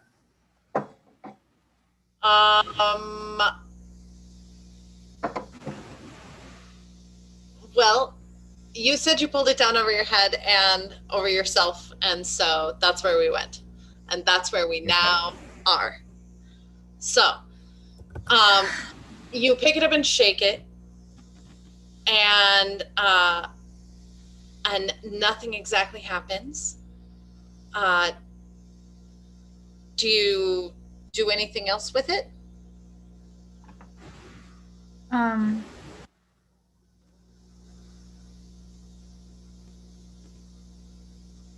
I mean, I can't think of anything else that I haven't done with it. I guess I could like reach into it, but there's nothing I'm seeing in there. So Okay, you look in and you don't see anything in there, but you reach in anyway, and you grasp Wex by the arm and you pull him out of the bag. Wex suddenly, just Kian's hand pops in, grabs you by the arm, jerks you back out. Poof, you're out. That was awesome. It's so big in there. yeah, that was quite the magic trick you pulled. Kind of scared me. Kind of scared me too, honestly. Maybe don't do that again tonight. Yeah, save it for the morning. More witnesses. Yeah. Give somebody a warning too, because if our little gnome friend goes missing, we might not realize it was a bag immediately and think that a fancy bear took you or something. Yeah, that makes sense for sure. As you continue experimenting, continue. Go ahead, Kian. Oh no, I was just gonna say cool. Like, yeah, that I'm done. As you continue experimenting with your bag, you realize you've gone a little bit over your watch time, and that it's time to wake up Epiphany. You figured out at this point that you can put a lot of stuff in the bag, that the way it works so far is you can put things into the bag. When you reach in with the intention to pull something out, you just grab that thing.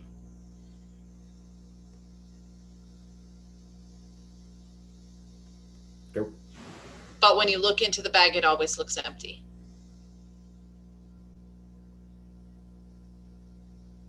That's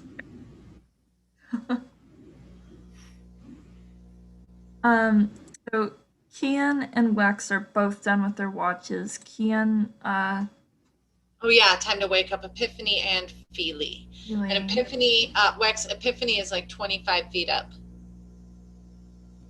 do you need a ride again up the tree? I think I'm just gonna stay down here and keep working on this.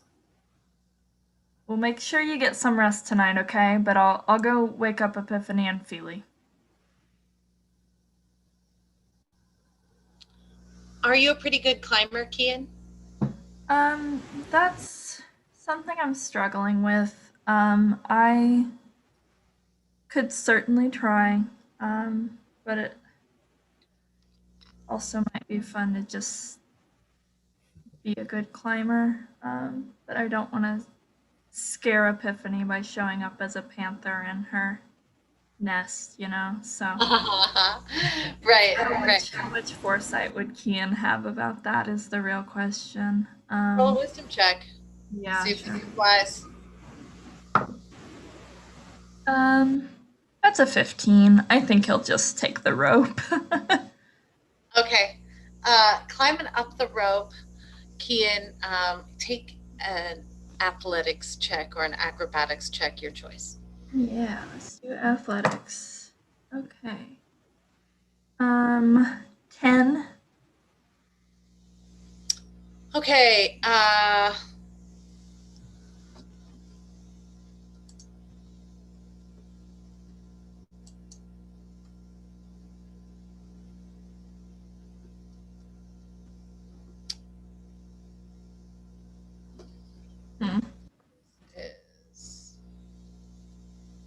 Yeah, if he's getting rope burn, he'll probably try another method.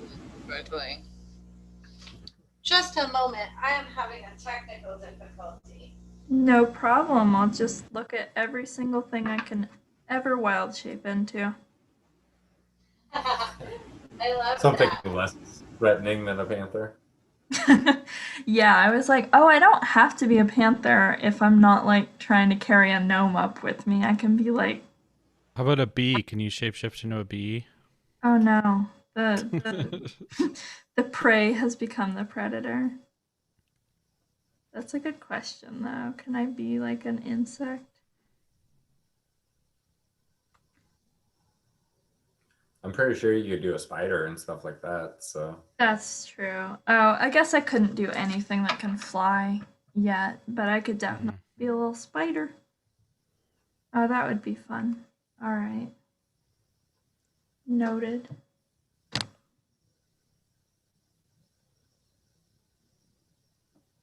Alrighty. You good? Yes. You make your way up the tree. It takes time and real effort. It's super hard. You find that you're really tired and your arms are having a hard time holding up the weight of your body. Make a dexterity saving throw as you are trying to make your way up the tree. You miss a foothold. Ah, Ooh, I yeah, love that's not in the tray. Okay, let's try again. That's it. a Life dex save. yeah. I failed my real life one, and you tell me if I failed this one. What'd you do? What'd you get? Another 10. Yeah. Another 10. You know, I'm not going to make that as a decision. I'm just going to let the dice decide. We shall see. You make it. You save it. You do Okay. not fall. You nearly fall, catching yourself on a limb. You like just freaking out a little bit. You take the rope. You wrap it around yourself a couple of times the way you'd seen Epiphany do, realizing that this is really the way to go so that you don't take your tumble. You make your way the rest of the way up more carefully, more slowly, but also more safely, and find your way to Epiphany and Astara, who are curled up, oh my God, adorably in this crotch of 3 limbs at the top, almost to the top of this particular tree. They are all snuggled up together, and Astara has the last of a little piece of a snack in her hand that she fell asleep nibbling on. Epiphany Nat Queen. Wow. I want to be your friend in real life. I want this. Yeah, Kian will gently just kind of be like, Epiphany, I hate to take you away from your snuggle partner, but it is your turn for watch. Okay. Are you gonna climb in with her? Yeah, I can do that. All right. So Epiphany will kind of hoist herself up and attempt to gracefully shimmy down the tree. Can you get Feely on your way? Yeah. Okay. I'll snuggle in. Yeah, as Epiphany gets out, actually Astara kind of like does the kid thing and like flops into the space that Epiphany left, and you're like, oh, okay, so I'll just you kind of like move her arm a little bit, and she doesn't wake up, but she just puts it back. And like you spend a while trying to like find a way. You eventually like curl yourself around the outside edge of this nest thing with just like manage to build up a little bit of branches behind you so that you don't feel like you're gonna fall out. And basically she just has the whole thing at this point. Yeah. Just corner. Yeah. You do manage to get some sleep though, because you are brutally exhausted. Yeah. And would have woken up Feely on the way by. Yeah, that part, sorry. But Feely and Epiphany, as y'all find yourselves at the base of the tree, starting your watch, I'll have you both roll perception.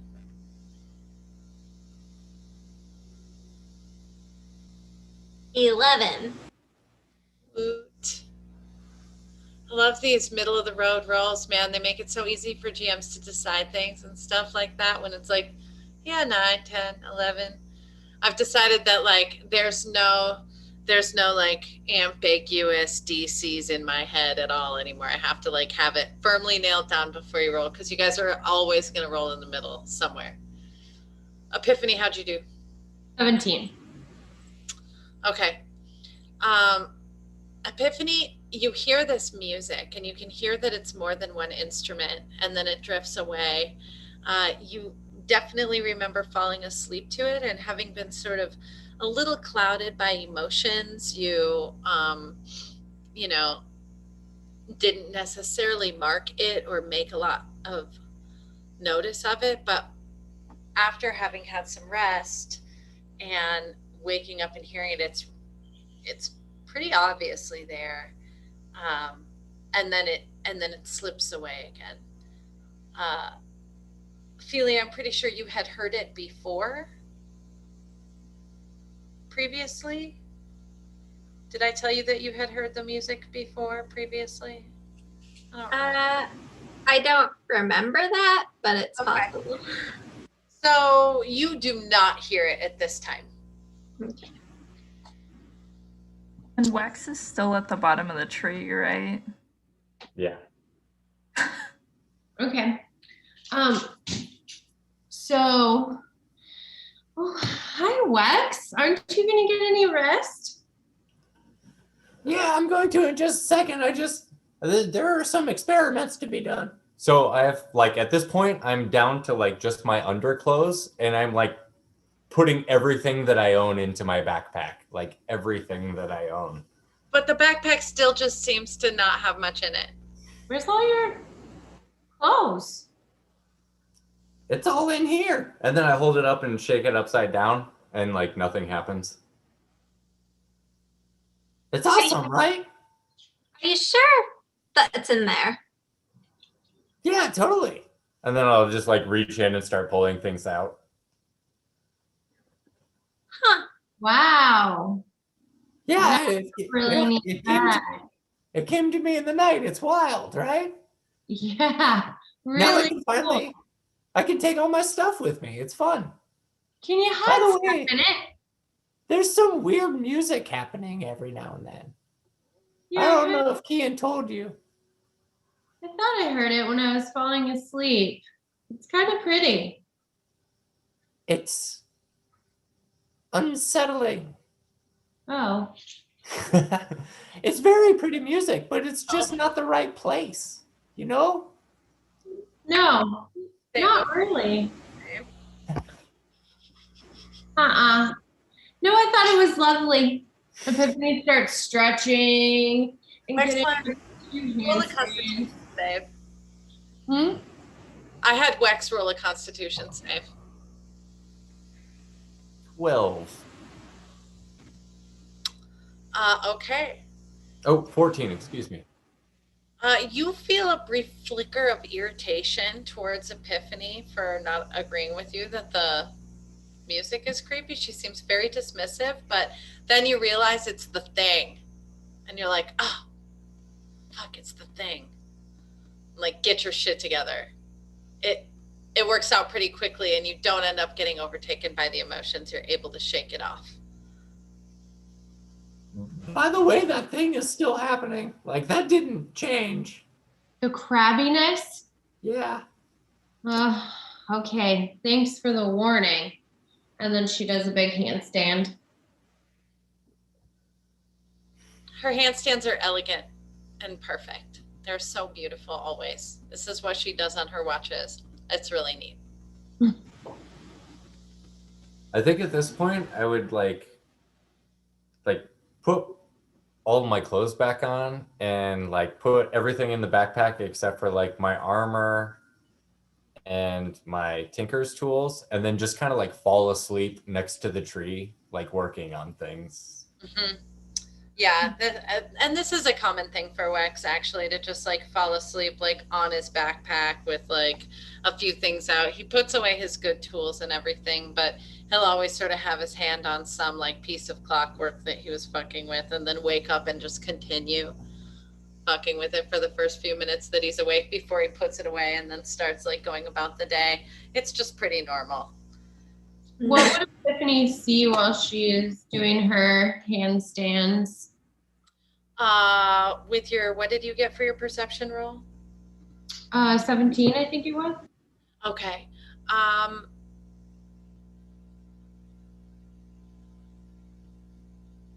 Doing your handstands, you notice the ground is very moist, and it seems like it rains regularly. But you haven't noticed any rain really since you've been in the Feywild. So that's interesting. With your hands in the soil, you notice that it doesn't even feel like material plane mud. It's different. It's got like a plasticine clay sort of feeling to it or something. It falls off your hands when you let it go. It doesn't really get on you that much, but when you look around, you see that there's almost like an aesthetic splattering of mud on everyone's things and their feet and stuff like that, and there is on you, but it's really just this like almost a decorative splattering of mud at the bottom of everyone's stuff. But like when you actually touch it and get into it, it doesn't like stick on you. It's more just like it's there for effect somehow. It's the strangest feeling.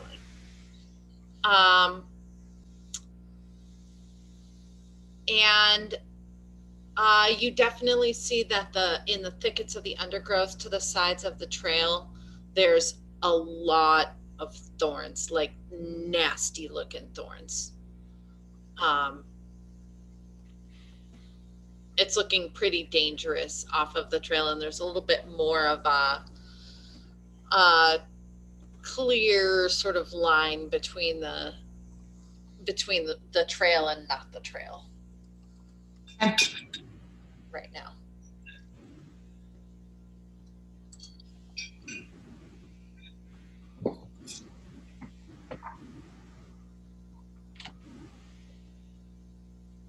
Okay.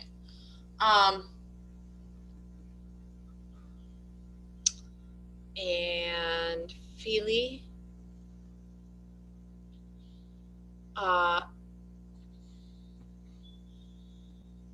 with your 11, you don't notice anything really out of the ordinary. You know, it's a dark forest in the Feywild. It's not a kind of a place that you would normally ever go.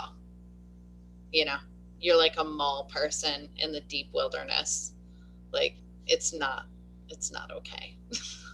But that's pretty much what your consciousness is wrapped up in. It's just like, wow, it's really muddy and murky and gross and like thorny, and you're scratched up and your clothes are getting damaged, and it's pretty miserable. It's not that great. And you're not really noticing anything out of the ordinary. And I'll have you make a Constitution saving throw. 12. Okay, you feel this surge of rage against all of your companions and the very fact that you are in the Feywild right now. So mad at the bear ceremony and whatever the fuck forces saw fit to bring you here in this moment. And you catch it. You notice it. You shake it off. You put it in its place. You know that it's the thing. And I will have you roll I'll have you roll either Arcana or History again, if you'd like. It just is nagging at you that you know. Nat 20. Yeah! You realize it all at once. It wasn't, you kept thinking it was something that you remembered from college, but it wasn't. It was before that.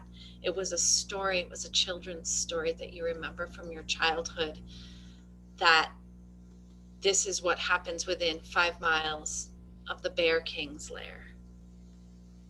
Hmm.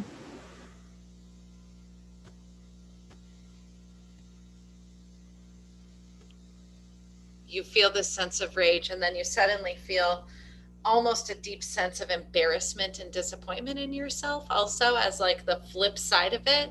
And you realize that it's really like multiple different kinds of emotional surges. You look at Epiphany and you watch her like gleefully doing handstands, and you realize that it's possible that she's maybe even having an emotional surge in a different direction, that it's really amplifying all feelings.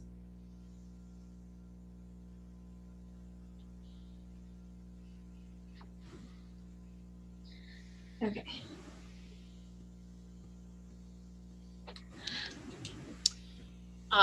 You know that also with your nat 20, you know that as you get closer to the bear cave, it is likely to become more difficult to stay out of physical fights with each other.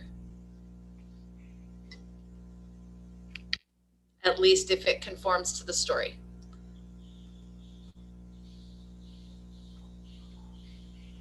That was a good moment for a nat 20. Yeah, it was. Very, very good job, Babao, may I just say.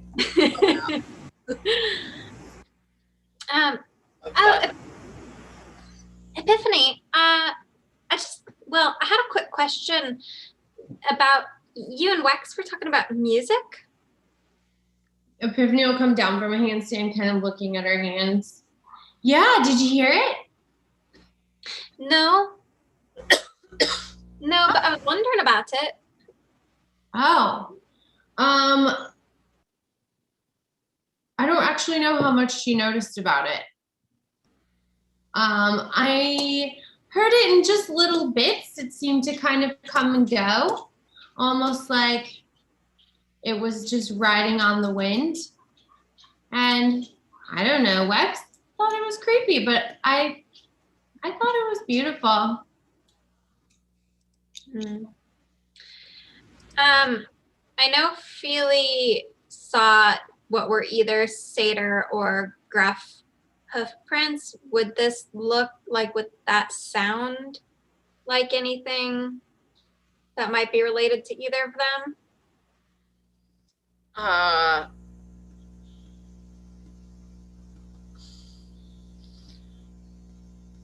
Roll history.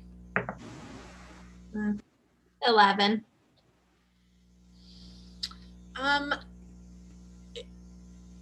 Without really being able to get a good listen to the music, it's almost impossible to tell what race or culture you would think of recognizing it from. You do have a bit of an ear for music, and you know, even some of your favorite music that you've heard has been played by gruff and satyrs, and you are, you know, you're familiar with different tribal styles of gruff music and familiar with different, you know, music that the satyr of the summer court will play. But having not been able to really hear the music well, like you've heard tiny little, just barely bits of it, not being able to hear it well, you can't place it. Okay. Interesting. Well, I will say, Epiphany, I think we're on the right track if we're trying to find the Bear King. I sort of, while I was doing my remembering, I thought about this story from childhood. Yeah, and sort of our aggression, generally just the emotional surges we're all feeling, but especially the aggression. I think it's related to being close, within like 5 miles of the Bear King. Oh, really? Yeah, so I think, you know, if we continue the pace we did today, we might be able to get there tomorrow. Which, but maybe more crabbiness. A lot more crabbiness. Yeah. Is there anything we can do about the crabbiness? I think our best bet is to make sure we're as unarmed as possible. Maybe stuff your weapons in your bag, make it harder to get to, although that also seems a little bit dangerous in case anything besets us. Yeah, I really like to keep my whip close at hand. Yeah, I'd like to not be hit by your whip. Oh, I can't imagine hitting you with my whip. Not now. Give it about 3 miles.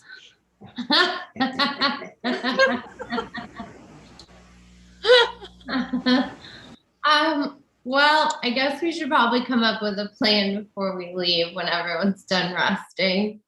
Have you seen, is the dirt like this everywhere? Is it? You look and you notice that the mud just kind of like slakes off of her hands super easily. It doesn't really cling to it. And that even though there's like an aesthetic splatter of mud on some of the stuff, that like, no, it's not really mucking you up, right? It doesn't really muck onto you like you would maybe think that mud would. But roll a wisdom check.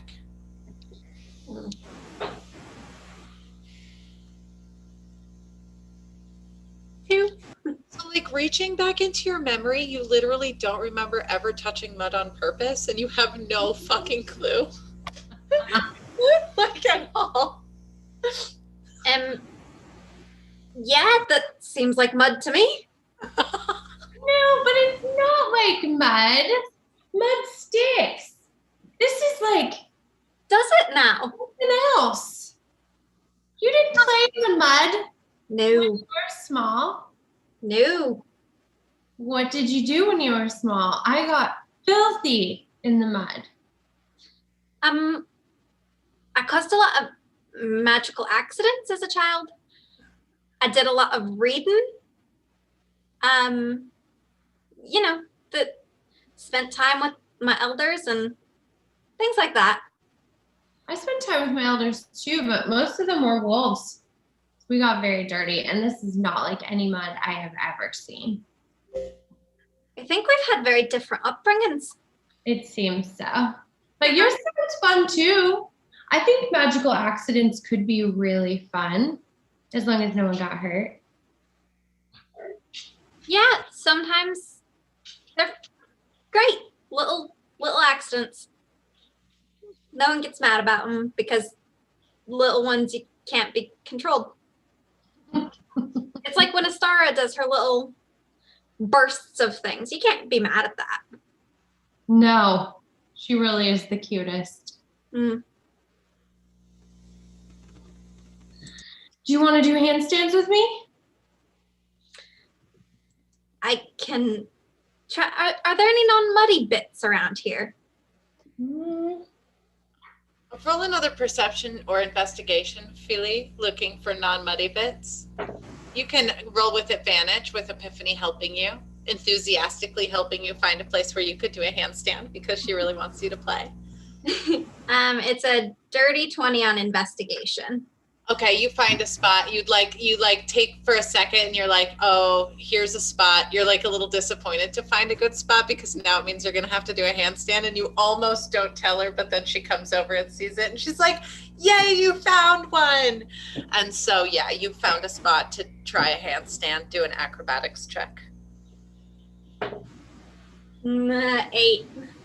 How's that go? Tell us what that looks like. I think it looks like, when you send like a 6-year-old to their first gymnastics class and you try and have them do their first like cartwheels or handstands or whatever, and they just sort of hesitantly like start going towards the ground and take a couple like steps back, and then they go for it again and eventually just like face plants right into the ground. They thought they finally had it and did not. They definitely didn't. They're like, all right, got this. Nope. Actually, fuck nope. Epiphany's like, oh, well, it just takes some practice. Feely, roll a con save. And Epiphany too. Which save? A constitution save. Got it. 14. 7. Okay, Feely, you feel a little embarrassed for a second and like whatever, but it passes quickly. But Epiphany, you become like extremely overwhelmingly amused at Feely face planting it's over bubbling, overpowered. No, I'm sorry. That's just so funny. Come on now, I'm only 90. You can't expect me to have everything perfected. Of course not. I'm sorry. Something's come over me. It's just the funniest thing I've ever seen. Only 90 made it worse. You're like collapsing in gales of giggles.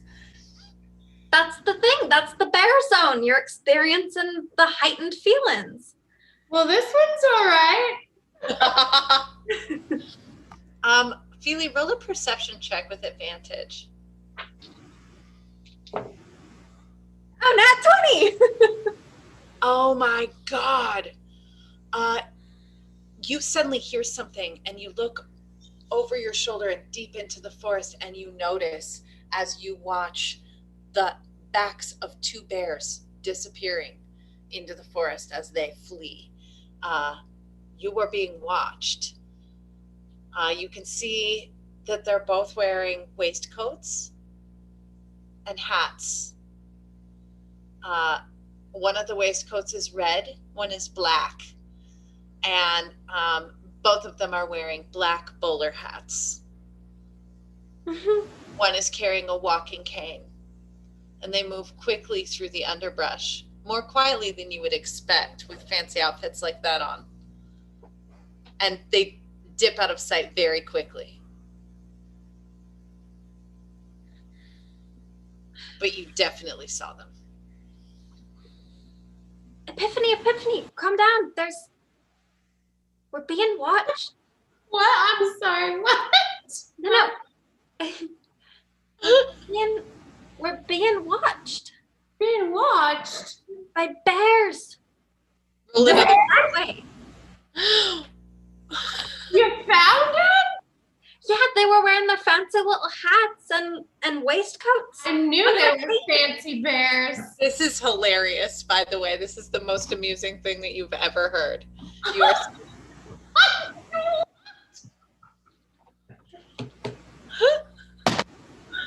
You saw them. okay, roll another con save. 9. Yeah, you like laugh so hard that you cry. It's almost like Tasha's hideous laughter. Like it just sort of like descends into this place where you're like, My face.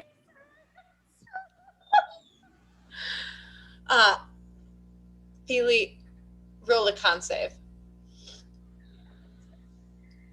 15. Okay. You've got your shit completely together, but you're starting to realize that Epiphany has really been overtaken by this, and that something might need to be done somehow to put a stop to this. She's obviously like gone over the edge. It almost looks like it might flip into sadness soon or something. She's like, the laughing isn't stopping. She's got tears coming. It's like got her somehow. Roll a quick intelligence check for me. 13. You do seem to remember something about bards being able to help people fortify.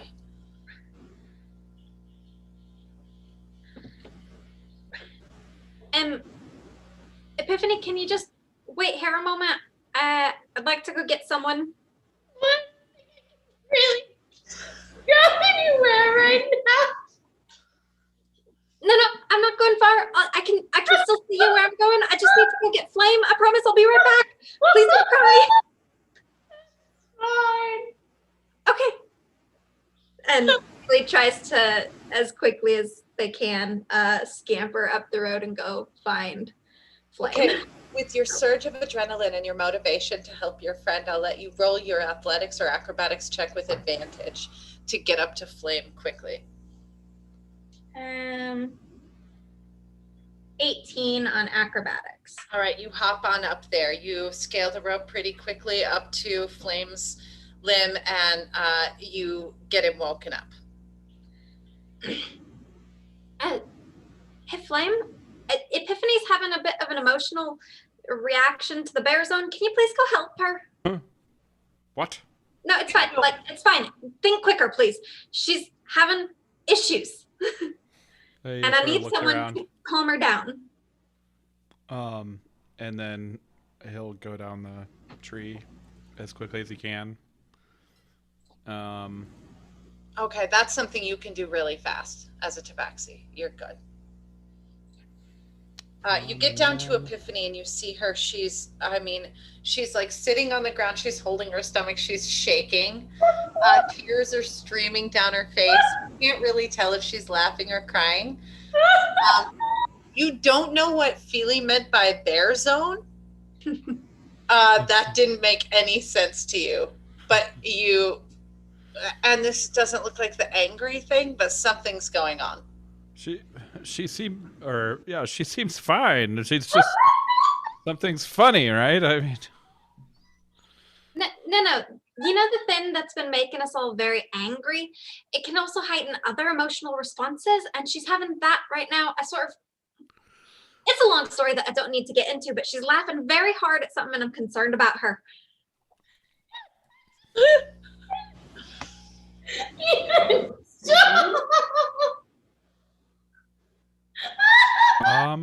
well,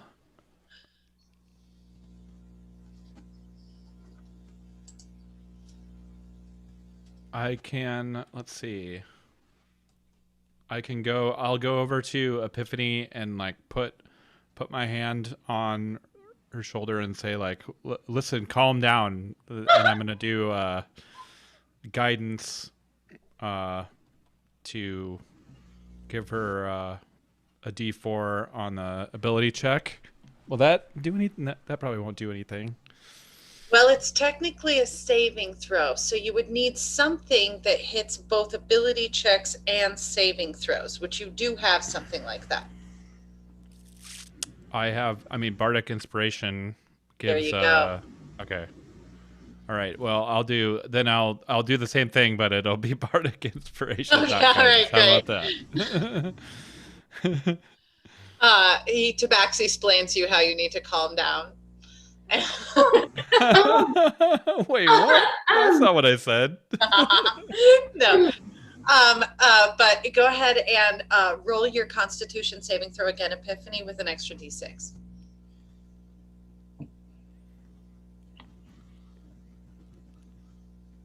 That's a 9. It's not working yet. Okay. You are such a funny kitty.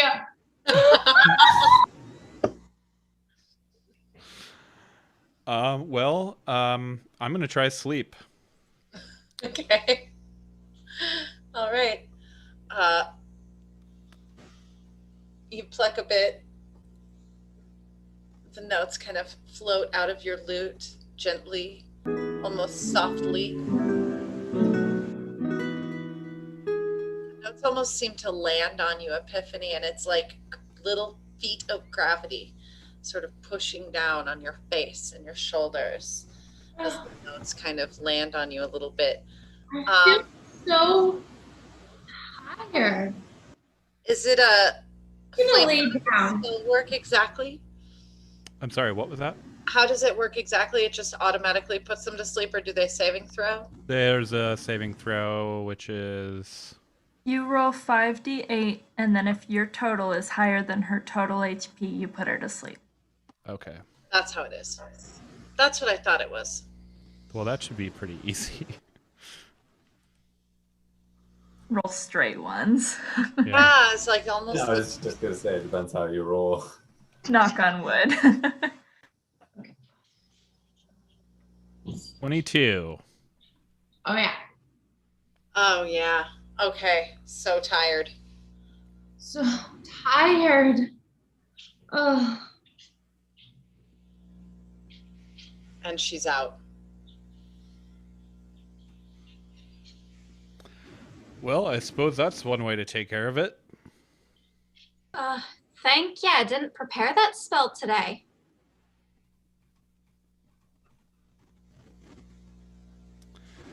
Well,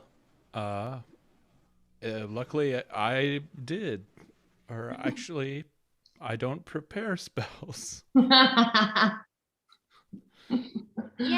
I wasn't really I just have studying. songs that I know. Oh, that's a very interesting way to be using magic. I didn't think about that. I suppose it does use inherent energy from the world to be playing spells, and that could probably tap into the weave. I don't know about all of that magic talk, but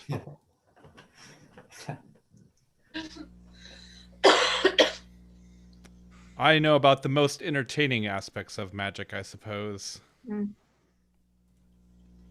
And then he'll do like prestidigitation and like clean himself. He'll do his normal morning ritual that he usually does, which is a combination of prestidigitation, cleaning himself, and then a cat bath, and then stretching and. So you just get up for your watch just a little bit early. And Epiphany is back to sleep kind of near Wexlarn. Both of them sort of slumped on his mostly empty looking backpack. And Feely, you're on watch with Flame for the rest of the morning. You all stay up just a little bit late to give everybody a few, an extra hour and a half possible, just to sort of rest up. Nothing eventful has happened. Once the bears were gone, they seemed to be gone. Is there anything either of you want to do during your watch time? Anything you need to attend to?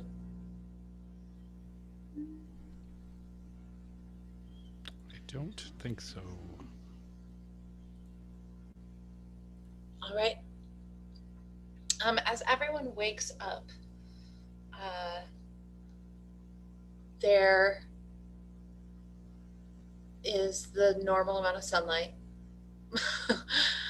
just like always. But you all feel really refreshed and completely rejuvenated after your long rest. Everyone's got a little bit of there's the amount of time now spent within this area is starting to get to everyone, and you can feel a slight bit of like internal upheaval. You feel a little bit activated, maybe a sense of nervousness or anxiety, overexcitement or irritability, something just a little bit tight and ready to spring inside each of you. Feely, do you share the information with the rest of the group? Yeah. As soon as everyone would be awake and like starting to get ready to ship out, I think Feely would say, so we are getting close to the Bear King. Both evidenced by our heightened emotional responses to things, and also the bears I saw last night.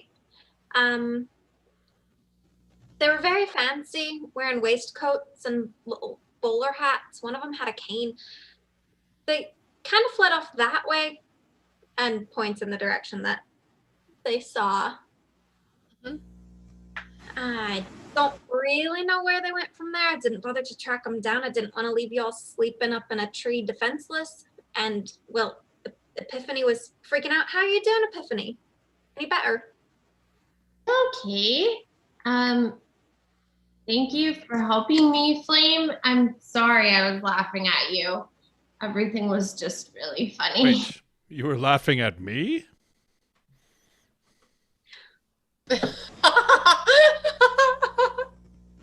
I wasn't even doing my comedy routine.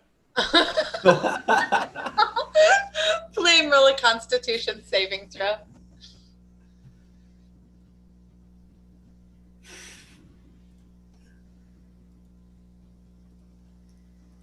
Yeah, Epiphany just kind of like blink, blink, blink.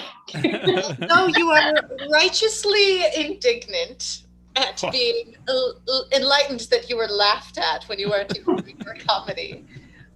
You do not give in to the irritation or the offense. It's just pretty much normal.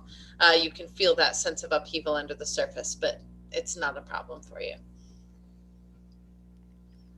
I did want to warn everyone that as we get closer and closer to the Bear King and to his lair, the anger might make you feel a bit more punchy. And please don't start fights, because I really can't take a hit.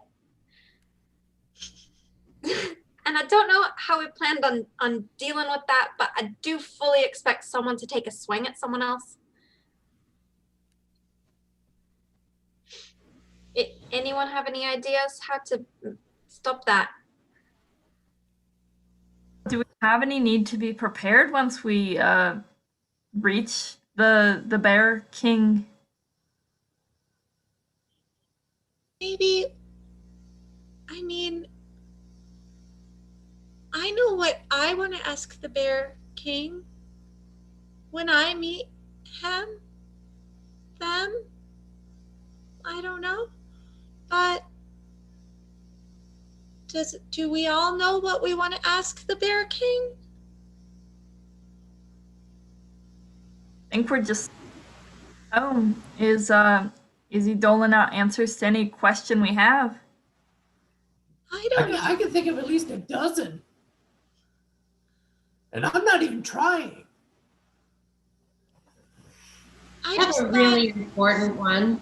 if we knew what we wanted to say when we got there, that maybe it would be less scary. That's something that I do sometimes if I think that one of my dads might be mad at me, or if I'm not prepared for the lesson at school. I'll think about what I'm going to say ahead of time so that I feel less scared. Can I help? I think I figured out something in the night that might be able to help. What is she like? What is she wearing? Just like some trousers and a top, or? Astara, Uh-huh. she has on breeches, a tunic, a shirt. She has a backpack, and she has she's armed with a hatchet and a small knife. Okay. I'm good.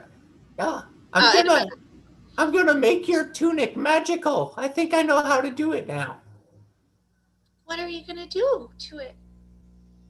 I'm just gonna use my pliers and try to open its potential. Okay. I don't know where its potential is. I don't either. How will you find it with your pliers? Have you ever seen that trick with water and a stick? Some tricks. It's kind of like that. Okay. Please don't make her disappear into her tunic the way you disappeared into your backpack last night. That was scary. Yeah, I don't think that'll probably happen again. It's a totally different kind of thing. So what are you going to do, Wex? I'm just gonna like go over with my pliers and just kind of like open them. You know what I mean? So there's a little fork, and then just kind of look through it and inspect her tunic. And then when I feel like I've found the appropriate place, I'll touch the tunic in that spot, and it'll just like instantly. It's a +1 tunic now. To armor class? Yes. Okay. That did it. As I you think that did it.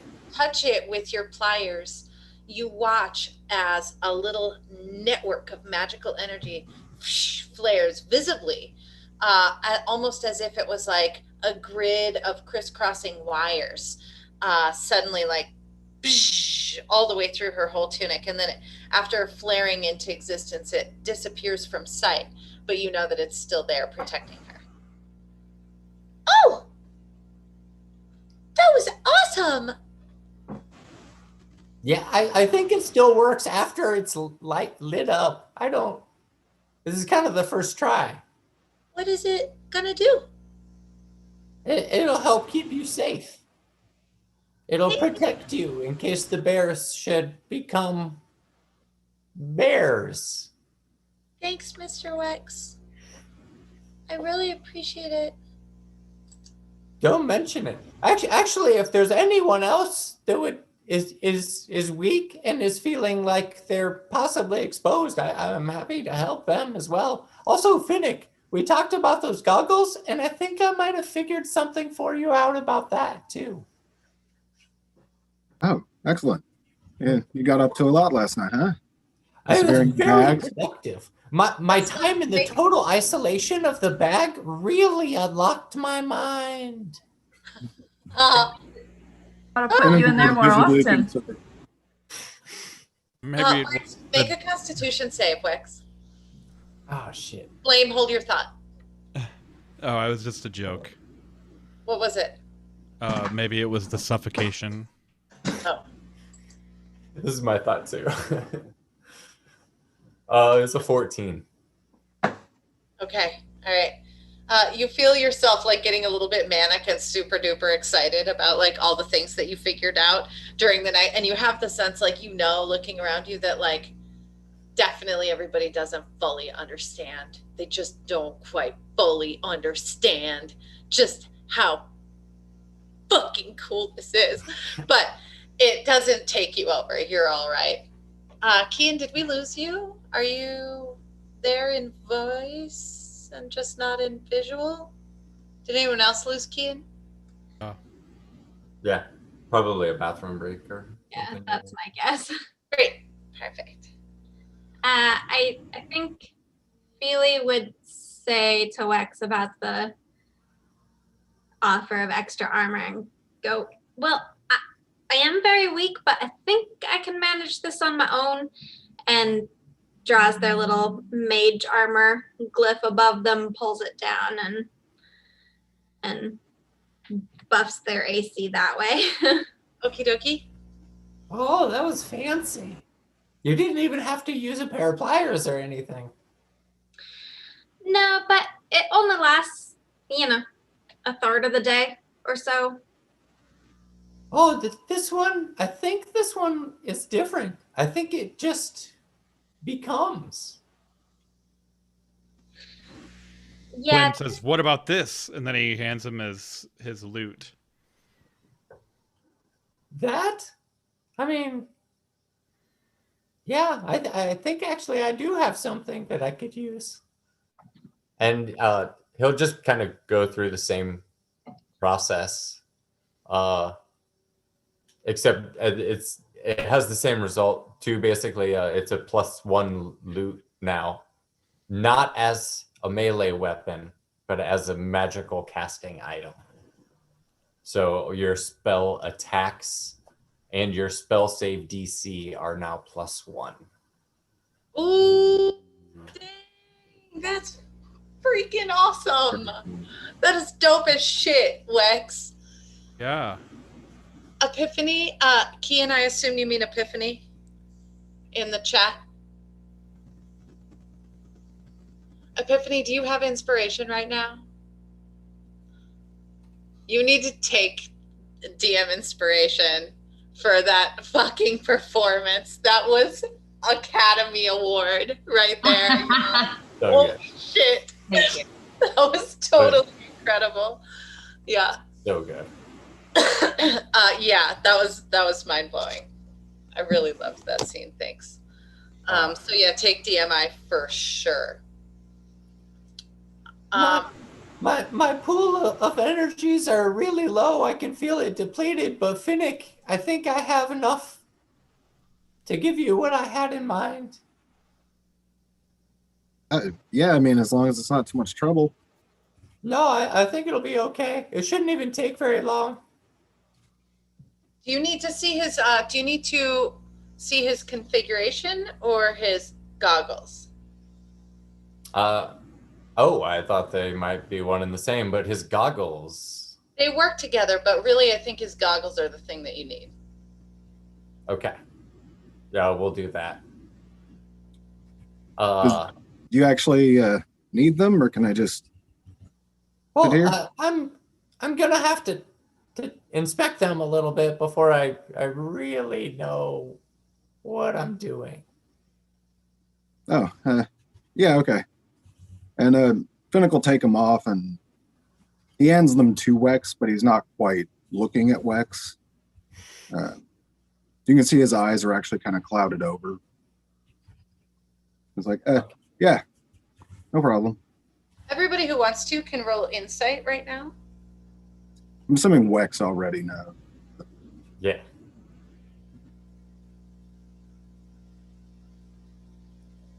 Feely. Yeah, you have previously let me like minor inspect them, just kind of give it a once over. What did everyone get for insight? Who wanted to roll? I got a 14. 17. 7. Man, so many 7s tonight. Epiphany, you watch Finnick take his goggles off. You watch him hesitate to want to take the goggles off. And then you watch him take the goggles off and hand them sort of slightly to the right of Wex. And then move to Wex. And he's not quite looking at him. You realize Finnick is blind.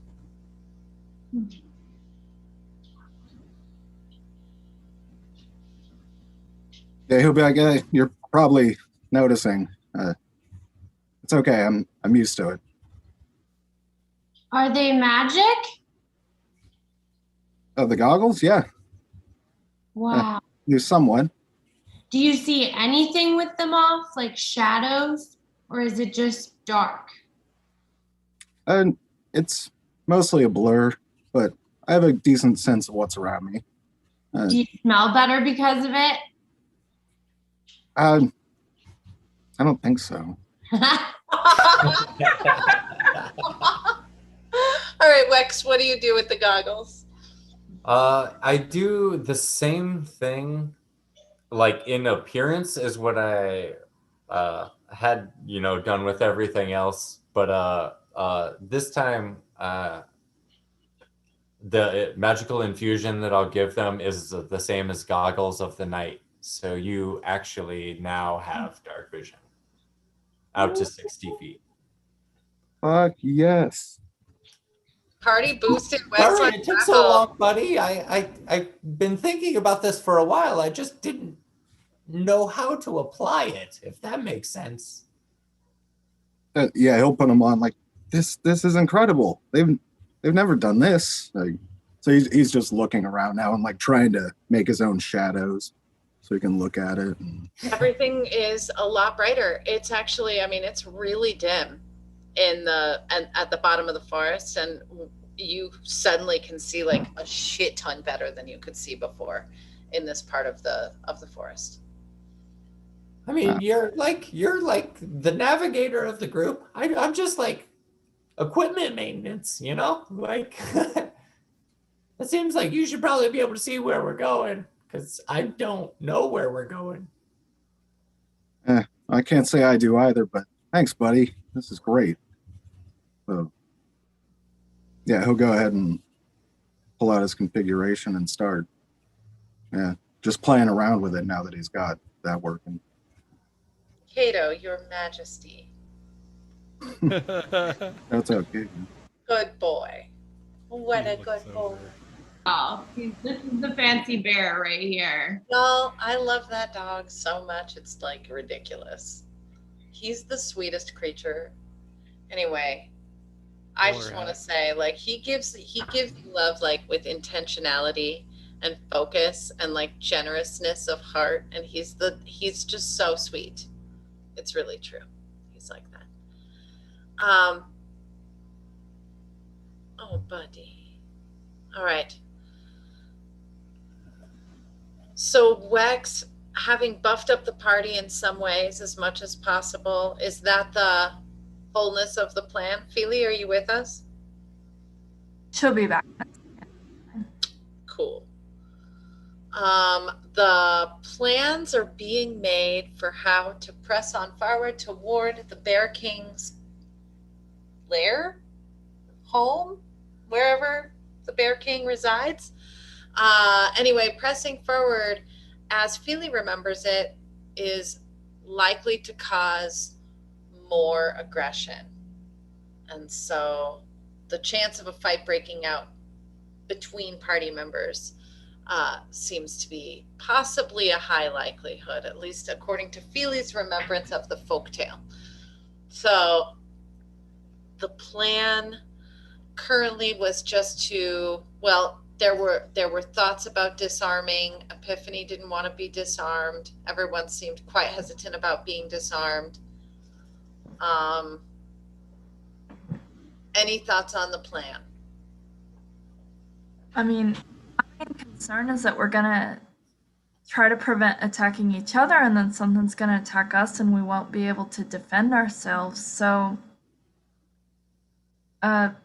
is trying to figure out a way that we can be safe from each other, but still be able to defend ourselves from any third-party beings, you know?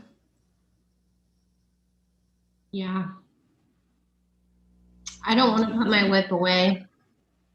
I want us to be safe, but it doesn't feel safe without some protection.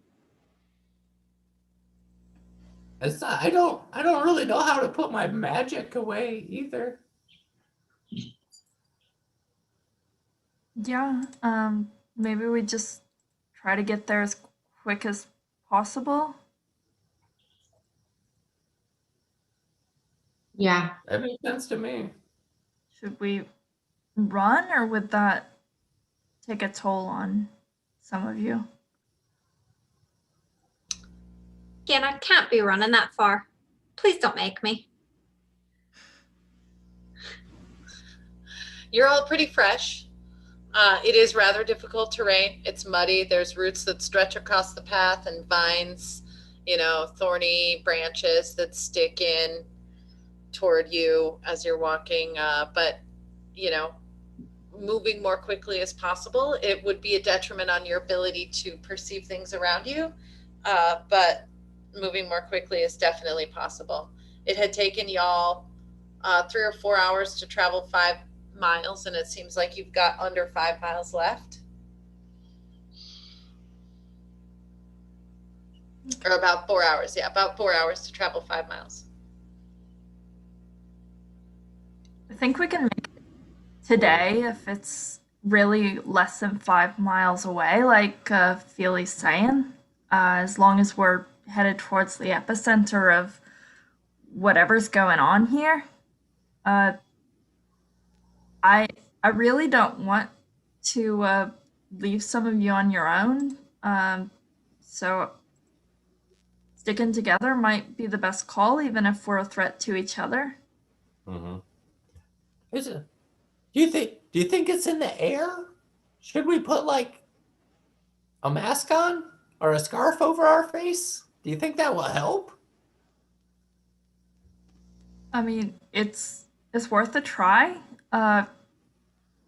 Maybe we can rub some berries or something on it to mask the scent, but at the end of the day, if that's not it, we still need to have a backup plan. I'll move forward with that plan at least while we're like still discussing. Roll a Constitution save, Finnick.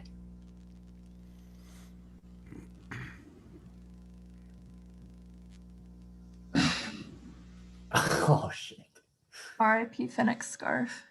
Finnick, the amount of empathy and support that you have just received from these people, like just Epiphany asking about your eyes, and Wex like creating a way for you to be able to see as well as you can see. I mean, you're suddenly overpowered by the emotions of gratitude and humility and just like extreme love and empathy. It like you begin crying. It begins like bringing tears to your eyes. Your chest tightens up. You feel like overpowered by this sense of like indebtedness almost, and like this pressure of just like how much was just done for you and how much kindness was just shown to you and whether or not you deserve it. It devastates you. Okay, yeah, Fennec's like pulling the goggles away and wiping it with the scarf. Like, nobody's ever done anything like this for me, Wex. Like, this is really like the nicest thing. And yeah, he's just muttering and sobbing now. No longer doing any work with his configuration. Right.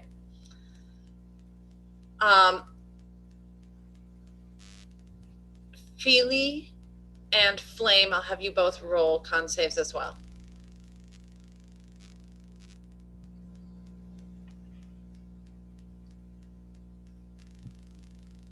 Shit. 19. Flame, this seems like completely appropriate. It makes perfect sense for somebody to be emotional over something like this. It's a very big deal. This is the stuff of maybe a good story or a good song. You start like writing a song in your head about this. This is really cool. Feely, you become incredibly impatient and frustrated and anxious really, really fast. And you suddenly feel like we do not fucking have time for this. And it starts completely freaking you out that people are losing control of themselves. And you get incredibly aggressively angry at Finnick, and I'm going to have you go ahead and roll a secondary wisdom saving throw. This is terrifying, y'all. Yeah, as it should be. That was a nat 1. Oh, fuck. Oh, shit. Yeah, Fennec's like sobbing on them now. Like, I'm so sorry. I said you were gonna kill everybody. I don't know what I was thinking. You don't even know about that until this moment. You are completely enraged. You must strike Finnick. Okay. I'll be honest, I don't think Feely would strike with like physicality. I think it would be with Firebolt. This is your choice. This is how whatever Feely does, Feely would do right now. You must strike Finnick. You cannot control yourself. You're so pissed. Okay. Are you fucking kidding me? You thought I was trying to kill all of you. Can you not get over yourself for 2 damn minutes? And cast Firebolt. It was only though an 11 to hit. So I hope that doesn't. Finnick, does an 11 hit you? Okay. All right. This firebolt streams past you and collides into a tree where some smoke rises from the tree as a little bit of the bark burns, but it goes out pretty quickly. It's a pretty damp forest, thankfully. It sails past you. Finnick, you're already in the throes of this thing. I'll have you roll a secondary wisdom save.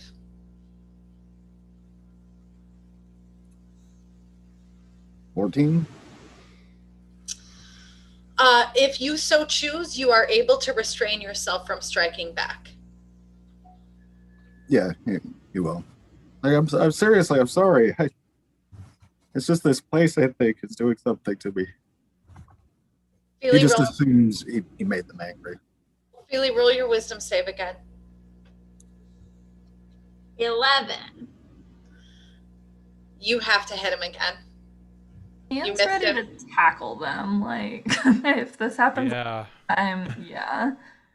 Okay, as you watch Feely raise their hands to do another strike, you know that they're not in control of themselves. Kian, go ahead and do, you're going to tackle. This is going to be a grapple, right, that you're attempting?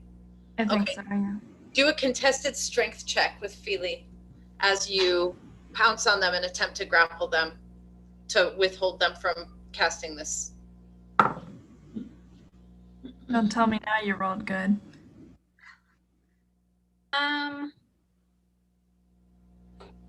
Sorry. I just was briefly trying to remember.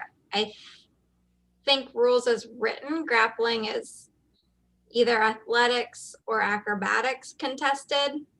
Oh yeah. Oh really? I thought rules as written it was athletic or it was strength contested. But I think it's like strength versus athletics or something. Do you have it up? Yeah, so grappling, you make a strength athletics check contested by the target's either strength athletics or dexterity acrobatics. Cool. Thank you. You can choose. Awesome. So do that, y'all. 13. I got a 17 athletics. All right. You grapple them. You get your arms wrapped around their hands. You make them incapable of casting. And Feely, I'll let you roll your wisdom save again. Okay. Oh, yay. 18 that time. You come out of it. You realize you literally just threw a firebolt at Finnick. Oh, shit. I'm so sorry. Are you okay? I know it missed, but are you okay? It's okay. I'm sorry. Phoenix is still sobbing. I didn't mean it. You can think about yourself all you want. Everyone did very touching things for you, so I get it. You can react to that. Both of you roll your con save again.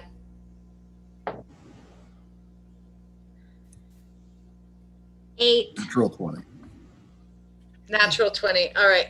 Finnick, you get your shit together. You realize that you were definitely, I mean, like, yes, this was sweet, but whoa, you lost it for a second there. You get it together. You take a breath. Feely, although you are no longer violent at this moment, you are still just absolutely overcome with rage. Fortunately, you're still grappled, and this is where we will pick up in 2 weeks. In 2 weeks. So don't forget to follow us on our social media. You can watch me get better at doing Facebook like a boomer. And you can hang out with awesome millennial Nikki at Mythologue DND on both Twitter and Instagram, and follow what we're up to. What we are up to is that next week, Allison is going to GM a one-shot for me, Brian, Nikki, and Marv. We're all super excited. We're going to miss you, Lindsay and Adam, and we'll see you the following week as we pick up with our story deep in the forest, almost there, making our way toward the lair of the Bear King. Thank you for joining us in the Feywild for the Mythologue, and can't wait to see